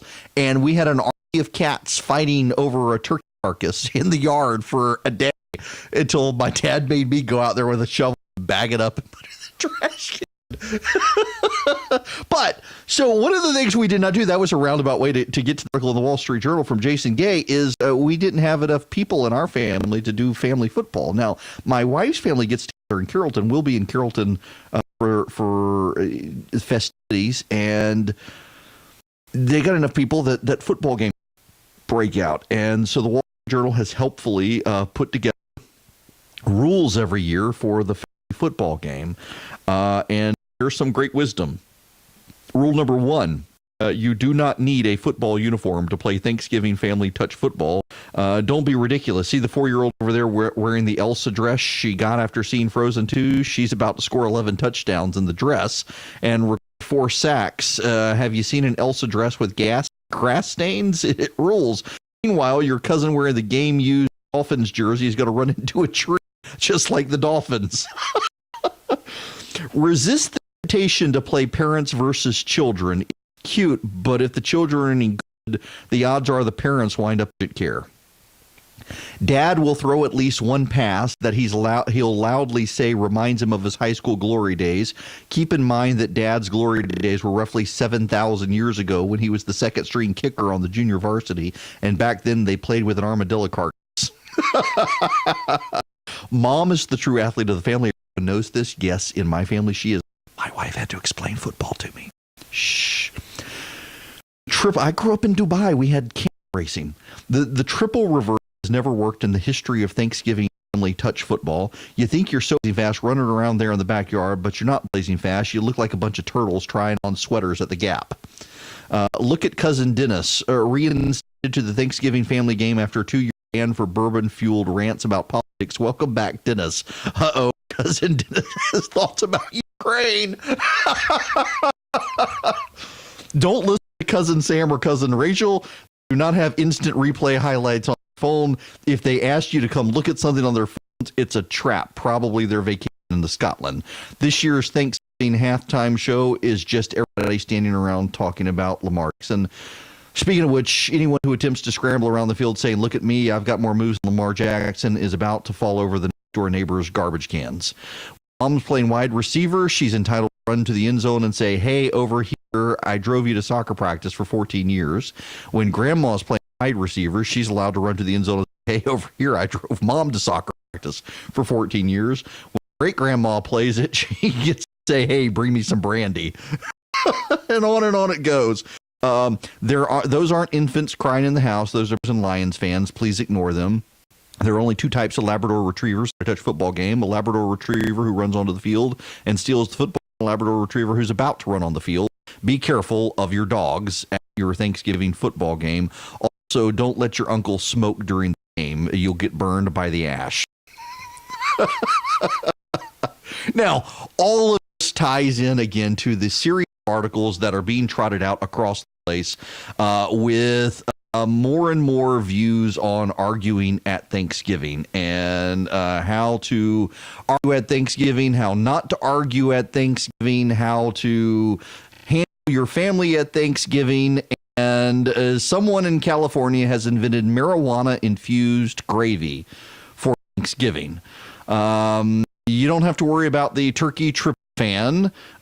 Your mood at Thanksgiving will improve with this powdered gravy. You add water, you heat it, you stir it, you eat it, and you don't tell anyone that it has marijuana in it. It is a cannabis company called Kiva Confections that has manufactured this turkey gravy loaded with THC.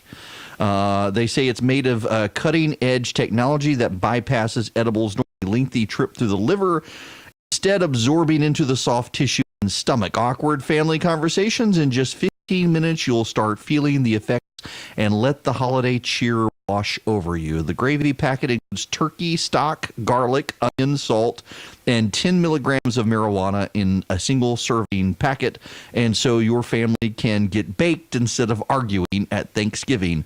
What on earth is the world coming to? Only in California would they do something like this. You try it here in Georgia, you're going to get arrested, or, well, your mom's going to get mad at you. National Connections, Local Focus. Erick Erickson is live every weekday.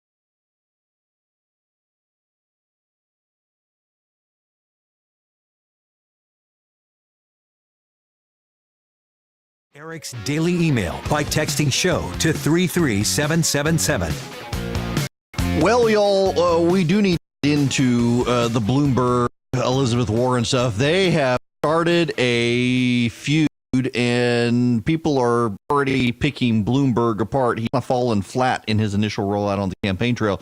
Listen to this from his speech. Protecting women's and LGBTQ rights, supporting our veterans, and reestablishing America's place in the world, a force for peace and stability. More than plans, I offer leadership to turn plans into reality, to roll up my sleeves, to motivate our country, to unite and rebuild America, and make it fairer and better. I'm ready to get to work, so let's get it on. Let's get it on. You know, that was a little bit creepy. Here's Elizabeth Warren on Mike Bloomberg. I think Michael Bloomberg is wrong, and that's what we need to prove in this election. You bet. About it this way, you know, his view is that he doesn't need people who knock on doors. He doesn't need to get out and campaign with people. He doesn't need volunteers. And if you get out and knock on 1,000 doors, he'll just spend another $37 million to flood the airways, and that's how he plans to buy a nomination in the Democratic Party. I think he's fundamentally wrong. You think he's fundamentally wrong? She also says this. So I am here on day 2 of Michael Bloomberg's $37 million ad buy. You know, Michael Bloomberg is making a bet about democracy in 2020. He doesn't need people. He only needs bags and bags of money. Candidate, is he already running? I don't know, but I do know this, and that is elections should not be for sale. Not to billionaires, not to corporate executives. We need to build a grassroots movement. That's how democracy is supposed to work. You know, she doesn't seem to be a fan of Bloomberg and his billions. You got to feel bad for Tom Steyer, the billionaire who's running, because she never went after him. She hasn't done anything to gain traction. She knows that Bloomberg has a team around him that may be bleeding him dry, but also he's got the money to be bled dry and still gain traction, unlike Tom Steyer, who Steyer is not nearly the billionaire that Bloomberg is, which is kind of funny when you think about it. But, she's not having it with Bloomberg. Bloomberg, of course, doesn't need Elizabeth Warren's attacks to flounder around. This is an old clip from Mike Bloomberg, and it's surfacing, of course, in the opposition research to Bloomberg. But listen to what he says. Some people say, well, taxes are regressive, but in this case, yes, they are. That's the good thing about them, because the problem is in people that don't have a lot of money. And so higher taxes should have a bigger impact on their behavior and how they deal with themselves. So I listen to people saying, oh, we don't want to tax the poor. Well, we want the poor to live longer so they can get an education and enjoy life. And that's why you do want to do exactly what a lot of people say you don't want to do. The question is, do you want to pander to those people? Do you want to get them to live longer? And there's just no question. If you raise taxes on full sugar drinks, for example, they will drink less. And there's no question that full sugar drinks are one of the major contributors to obesity, and obesity is one of the major contributors to heart disease and cancer and a variety of other things. So it's like saying I don't want to stop using coal because coal miners will go out of work. Well, will lose their jobs. We have a lot of soldiers in the United States, in the U.S. Army, but we don't want to go start a war just to give them something to do. And that's exactly what you're saying when you say, well, let's keep coal killing people because we don't want coal miners to lose their jobs. The truth of the matter is there aren't very many coal miners left anyways, and we can find other things for them to do. But the comparison is a life or job, or taxes or life. Which you want to do? Take your poison. So tax the poor so that the poor curb their choices, and in curbing their choices, they will live longer. This is just a very weird thing for anyone to say. But, part of the problem here is that Bloomberg is a billionaire. And I don't want you to misunderstand what I'm saying. There's nothing wrong with being a billionaire. But Bloomberg can spruce it up as much as he wants. He's a self-made man. He was from the middle class, and he made his billions. But, Bloomberg repeatedly every weekend gets on his private plane and flies to his private island in the Bahamas. And again, there's nothing wrong with that, but you begin to relate to a different world. So I've got a friend who he's from a very middle class background and has become very, very wealthy. And he has noted how he has trouble relating now to friends. And friends have trouble relating to him. And he's bothered by it. He's not at the level that Mike Bloomberg is, but he notices it. I notice it in what I do. And when you get to the level of Bloomberg, the world and money have different values and prospects. For example, I had to meet with a billionaire a couple of years ago. And I couldn't get him on the phone. We were supposed to meet and they had to cancel and they rescheduled. And I thought, have I offended this person? What have I done? No. It turned out he had to go away for a few days and needed to reschedule. And the reason was because a restaurant opened in Hong Kong, was getting amazing reviews, and he wanted to go check it out. And so he decided to take his private jet to Hong Kong for dinner. I'm not making that up. Who does that? Well, billionaires do that. And when you are in a world where a new restaurant opens in Hong Kong and you live on the coast of the United States and can not only get a reservation, but then get in your Gulfstream and fly to Hong Kong to get to your reservation, that's a different world.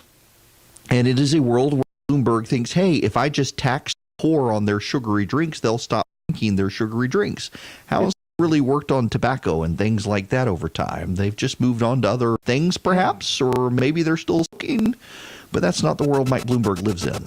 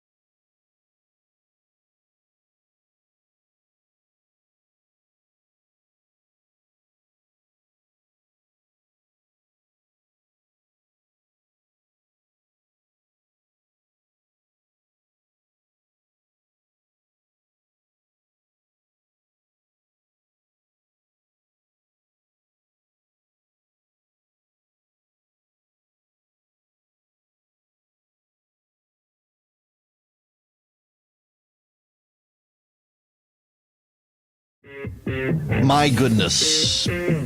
People really dislike Pete Buttigieg within the black community of progressive activists. They really dislike Pete Buttigieg. He's not helping himself. Buttigieg is out saying, you know what caused the conflict in Syria?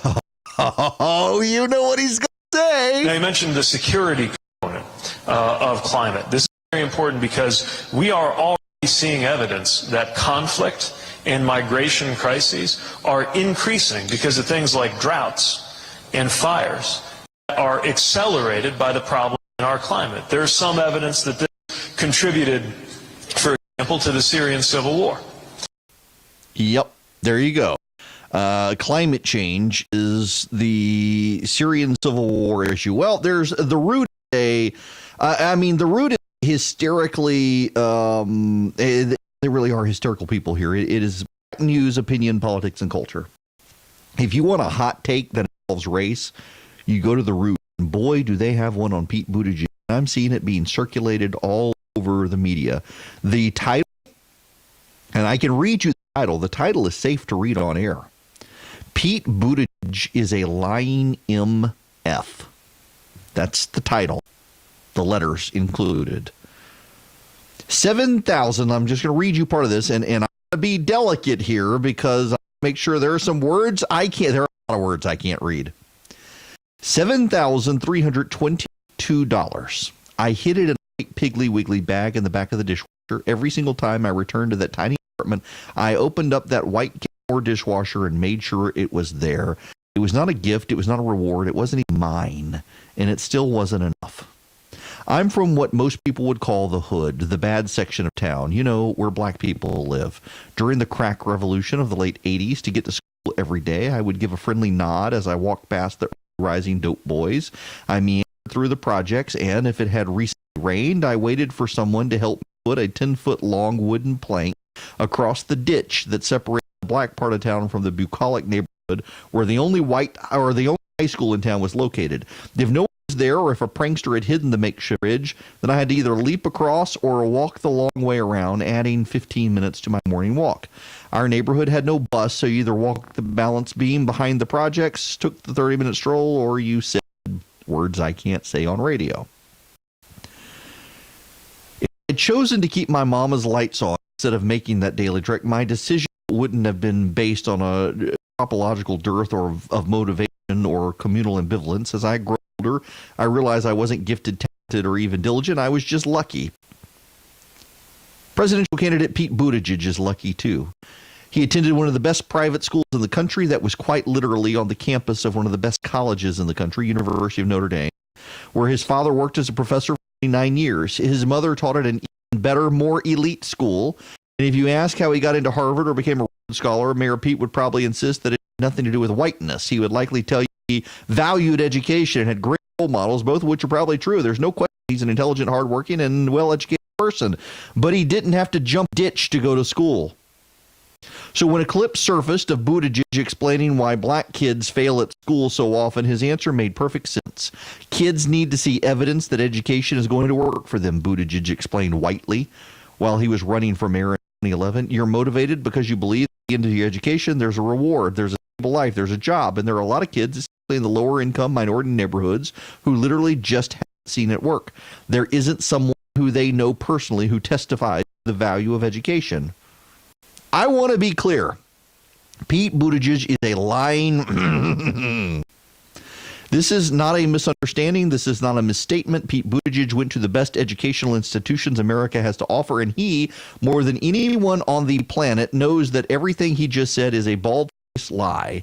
Majority minority schools receive $23 billion less in funding than majority white schools, according to a recent study by EdBuild. Black students in Indiana, the state where Buttigieg served as mayor, and across the country are disciplined more harshly than white students. But even though Buttigieg has never attended a school with more than 10% black students, he thinks he knows what's stopping black kids from achieving their educational dreams. Apparently, it's not the fact that the unemployment rate for black college graduates is twice as high as the unemployment rate for white grads. Black college grads get 80 cents of every dollar a white person with education earns. White people in college with lower debt and higher earnings. White kids get more resources, more advanced classes, to have access to more technology. But Pete says it could all be solved with a vision board. Mayor Pete's BS is not just wrong, it is proof. It proves men like him are going to perpetuate the fantastic narrative of black neighborhoods needing more role models and briefcase carriers than make the people in power stare into the sun and see the blinding light of racism. Get along, moderates would rather make stuff up out of whole cloth than wade into the waters of reality. Pete Buttigieg doesn't want to change anything. He just wants to be something. Yikes. And it goes downhill from there, and oh my goodness. And it's I mean, let me give you the related stories. Mayor Pete ain't gonna lie. Donald Patrick is gonna try, and the Harris campaign won't die. 2020 presidential Black Power rankings. Pete Buttigieg faces the ire of black South Bend residents after fatal shooting. What would black America be like under Mayor Pete or President Pete? Ask South Bend. I'm going to Dingus Day, says Rima Fowler, city clerk for South Bend, Indiana. When I called for an interview, what's Dingus, I asked, desperately trying not to go like a seventh grader. Fowler explained the Dingus Day is a big festival for South Bend's Polish community, a day for state and local politicians to do some real retail politicking. But for the black community, it's called Solidarity Day. The black community was like, you politicians need our vote, so instead of coming all the way over to the Polish side of town, you need to come over here, he said proudly. This year, Mayor Pete dutifully came to the African-American Elks Lodge and renamed the local intersection Solidarity Day Drive as part of the Dingus Day tradition. It's a symbolic gesture, a telling one even on a national scale. If Mayor Pete wants to extend his reach from media darling to actual Democratic contender, he'll need to reach out to black voters, the backbone of the Democratic Party, and he'll have to do more than symbolic gestures. If my conversations with black residents of South Bend are any indicator, it's not yet clear he's up for the job.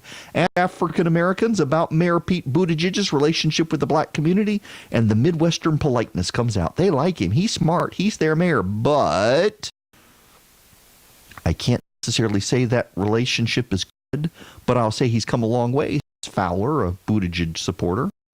He's evolving. He's getting better. You don't know what I don't know, or what you hear about Mayor Pete from black residents. You can almost hear a collective church clap and a bless his heart as they detail his numerous early stumbles with black voters. Some are less diplomatic. South Bend has one of the darkest histories of segregation of anywhere in the country, and it's something we still haven't properly addressed, says Nate Aspenson. He's an activist and grant writer from Durham, North Carolina, a white millennial. He moved to South Bend with his wife right around Mayor Pete's term. We talked as he campaigned for Regina Preston and on and on. You always notice it's always the white progressive millennials who are more outraged about everyone else's existence. That is something random here. But all of this gets to, goodness gracious, Mayor Pete has some serious problems in the black community. In fact, when you look at the power rankings of candidates out there, he is well down beneath pretty much anyone. They don't like him. They don't think he's in touch with the black community. They think he's all for show, and they're ready to move on to other people. They don't even want him there. But there's another issue out there as well. Black voters are increasingly realizing that the Democratic Party is exterminating black children through aggressive advancement of abortion politics. And here comes Mayor Pete saying abortion is biblical and people should do it. Seriously, he's trying to justify his support of abortion through the Bible. I want to play this audio. C-SPAN call. I know it's a C-SPAN caller, but it's actually a conversation on C-SPAN with callers. Voice on C-SPAN, one you're not probably going to hear from a lot of the mainstream media, but it's a growing concern. My biggest issue with the current Democrat candidates as it comes to the black community is that all of them are pushing for poor women to have access to abortion. That's all that you hear. Since abortion, Roe versus Wade has been passed, 46% of the black population has been aborted. Exactly. To me personally, you don't have my interest in mind. If only thing you're offering me is access to abortion to kill my child before it has a chance to live, and then also free welfare. Black people have been voting Democrat for the past 60 years, and it has done absolutely nothing for us, but kept us stagnant on welfare. And now here we are with 46% of the black vote. I mean, the black people, the black population being aborted. Yeah, so we go from there. I don't agree. I believe that in the candidates that are running as Democrats, all of them have also fought for black maternal health within their own respective states and in Washington. Cory Booker, Kamala Harris. Cory actually said that he wanted to designate the office in the White House when he went strictly to reproductive health, to making sure that poor women of color have access to abortion. Why are they fighting not for asking reproductive for health is not simply about abortion. Reproductive health is not simply abortion. Right. It really is amazing, the euphemisms that are out there. The Babylon Bee had a they had a, let me see if I can actually find, the Babylon Bee is the Christian parody site. Babylon Bee. Oh my gosh, brain suddenly went blank on how do you actually spell it's Babylon Bee. How do you spell Babylon? New York. So the Babylon Bee has this story out, and it is Planned Freedomhood. That slavery more than slavery is also about plantation health. The entire article highlights how it is a fact, and you're going to be mad at me for saying it, and it's true. The arguments of abortion rights activists are the exact same arguments used by slaveholders prior to the Civil War. It's not a body. It's not a human. It's my body. It's my property. It can't survive anyway without us, and on it goes. And that's just, it's scary to me how, in fact, I brought this up on CNN because I think the president or the vice president had mentioned this, and I was defending them on this. It's true. Here it is. This is from the Babylon Bee. This is an editorial, an op-ed by Planned Freedomhood. Headline: Slavery is Plantation Care. A lot of talk's been going around about suggesting that slavery is morally wrong, that it's a horrifying human rights violation, that future generations will be greatly ashamed of. The problem is that critics of safe, legal, and rare slavery aren't looking at the big picture, that slavery isn't just a right, it's a moral good, and that allows us to avoid inconvenient employment costs. Our economy would collapse with slavery. Can you imagine a United States without the unassailable right to own slaves? Oh, we didn't think so. But the religious right, obsessed with controlling what plantation owners do with their own plantations, wants to end all this. We cannot let these religious zealots take away our constitutional right to choose slavery. The reality is that slavery is not a subjugation of a human being or an oppression and slaughter of an entire race of people in this great country. No, on the other hand, slavery is plantation care. This is such an obvious and important truth. We're going to repeat it many times interspersed with clapping emojis. And if anyone criticizes you for your personal decision to have slaves, just remember to clap back these powerful words: my plantation, my choice. I love the Babylon Bee website, and I mean, so spot on with this. It really is interesting to watch in the black community, the light bulbs coming on of women realizing that the Democratic Party has left them behind, and their solution to problems is for black women to kill children. And I don't like to around euphemisms, and I realize abortion is actually one of those topics they tell you never talk about in talk radio. That you've got a conservative audience, but they don't talk about it. It's like the opioid addiction. Do you know several programmers for different TV and radio stations and even newspapers, editors tell me that the stories that they find kills their traffic is talking about the opioid addiction. And one of the reasons that the opioid addiction kills traffic to TV and radio stations is because everybody knows a family that has struggled with the problem, and they don't want to have to keep thinking about it. And you bring it up on radio and TV, and suddenly people are thinking about it again. It is very much the same way with a lot of people in abortion. They say they're pro-life. Please never make me have to think about what's going on there. And occasionally you got to bring it up, and I'm just not one to nuance around the euphemism of abortion when you're actually apart a human being, and in Planned Parenthood's case, selling the parts for scrap. But, the Babylon Bee has become so good at parody. What I find hilarious are the number of sites like Snopes, for example, that have fact-checked the Babylon Bee, and they fact-checked the Babylon Bee because people were reading the stories as real, because some of them, you tend to think the stories probably are true. For example, let me read you some of the headlines of the Babylon Bee. Disney capitalizes on success of Baby Yoda and Mandalorian with new Baby Jar Jar. Nerdy guy at church automatically assigned to tech ministry. Millennials in panic, outraged boomers threaten to withhold participation trophy. New ultrasound technology can detect up to 50 genders. Progressives try new strategy in the hearts of Americans, interrupting college football. And that, by the way, is not actually a parody. The environmentalist climate change activists at Harvard and Yale stormed onto the field and blocked the game from being carried on as a protest against climate change. Win friends and influence people with your protest there, climate change. But the one thing is, I didn't know Harvard and Yale had football teams anymore. I would have never known about the Harvard-Yale football game had these idiots not stormed onto the field and tried to block it. They've also got one that I just find hilarious about the Chick-fil-A scandal leaving Salvation Army. Headline, lemonade turns to blood at Chick-fil-A locations across the country. After Chick-fil-A caved to the LGBTQ community and agreed to stop donating money to certain Christian organizations, the lemonade at various Chick-fil-A locations immediately began turning into blood. But you'd better come see this, cried one employee in an Albany location. I just squeezed the lemons like normal, I swear. A Chick-fil-A location in Toledo was swarmed with frogs and locusts while the judgment of darkness fell on other restaurants throughout California, though that may just have become a power outage. Restaurant representatives quickly split the news and said the beverage is their new blood orange lemonade and it's rich in iron. There's a problem here, said a nervous Chick-fil-A spokesperson.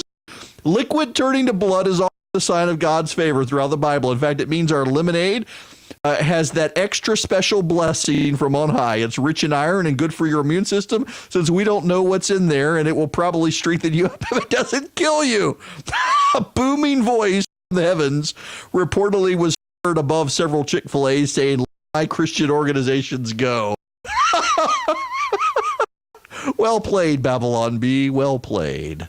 Want to be on the show? Call Eric now at 877-97-ERIC. That's 877-973-7425.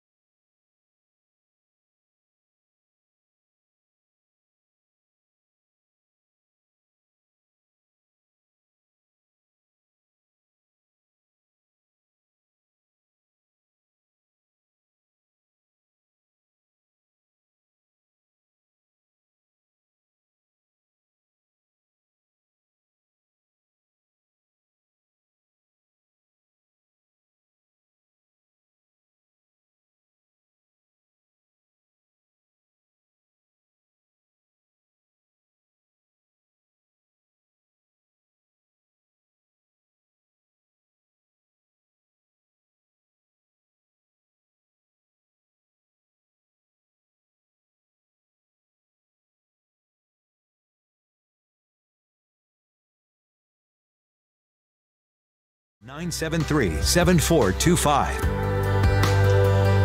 Okay, funny story here. I want to read you. Stupid Twitter and its redesign, how it rearranges stuff. So there is a $135,000 dinner that you can get, and it is a gold dust encrusted turkey with all sorts of fancy sides and whatnot. and you too can get that dinner if you want. $135,000. It is the world's most expensive. Oh, wait, no, it's $150,000. I'm sorry. That's wrong. And let's see. This is from Yahoo Finance. There are lots of things in life you might expect to cost $150, probably not the Thanksgiving dinner, and yet that's exactly what Old Homestead, a New York City steakhouse, is offering this year. And what it builds is the most expensive Thanksgiving dinner in history, topped with a record set by a $76,000 dinner the restaurant offered last year. This year's dinner, total price of $150,000, is 3 times more than the average U.S. household income. What's in it? Well, you've got a free-range organic turkey sprinkled with gold flakes. That means it's a tiny turkey. It's all opulence. The gold-dusted Maserati stuffed turkey is really just the beginning. The dinner boasts stuffing comprised of $75 sourdough bread from the UK, $425 per pound imported Japanese pork mixed with $2,500 per pound of white truffles, king oysters at $100 a pop, and Opus One, whatever. Y'all, they ran the same story last year. Ran the same story. An advertising ploy by people designed to generate news and controversy, which is fascinating. Although, let's see, last year it was 135. No. Last year it was 180. This year it's $181,000.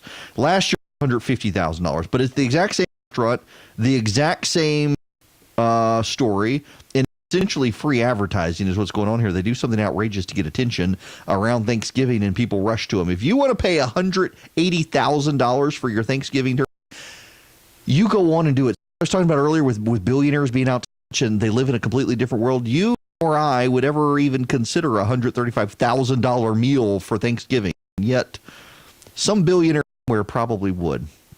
Now, before we get out of here, I got to leave you with this story. This is in Politico. Headline is "Waiting for Obama. The Democratic establishment is counting on him to stop Trump, perhaps stave off Bernie as well. Can his cerebral politics still galvanize voters in the age of extremes?" Whatever. The man deeply divided the country, but there's this anecdote. Obama decided to stay in D.C. instead of moving back to Illinois. When Obama tried to join Woodmont Country Club, a predominantly Jewish club in Rockville, Maryland, some members tried to block him because they deemed his views on Israel to be insufficiently supportive of the Jewish state. When the tiff became public, Obama joined Columbia Country Club in Chevy Chase instead. Mostly white Catholics, said a member there. It wasn't the end of his golf club difficulties. Columbia has a strict policy that allows members to have just one guest at a time. But Obama was bringing in 3. There was a whole little process to figure out how to tell the former president. Once he knew, he complied. The rules just don't seem to apply to Democrats the way they apply to the rest of us.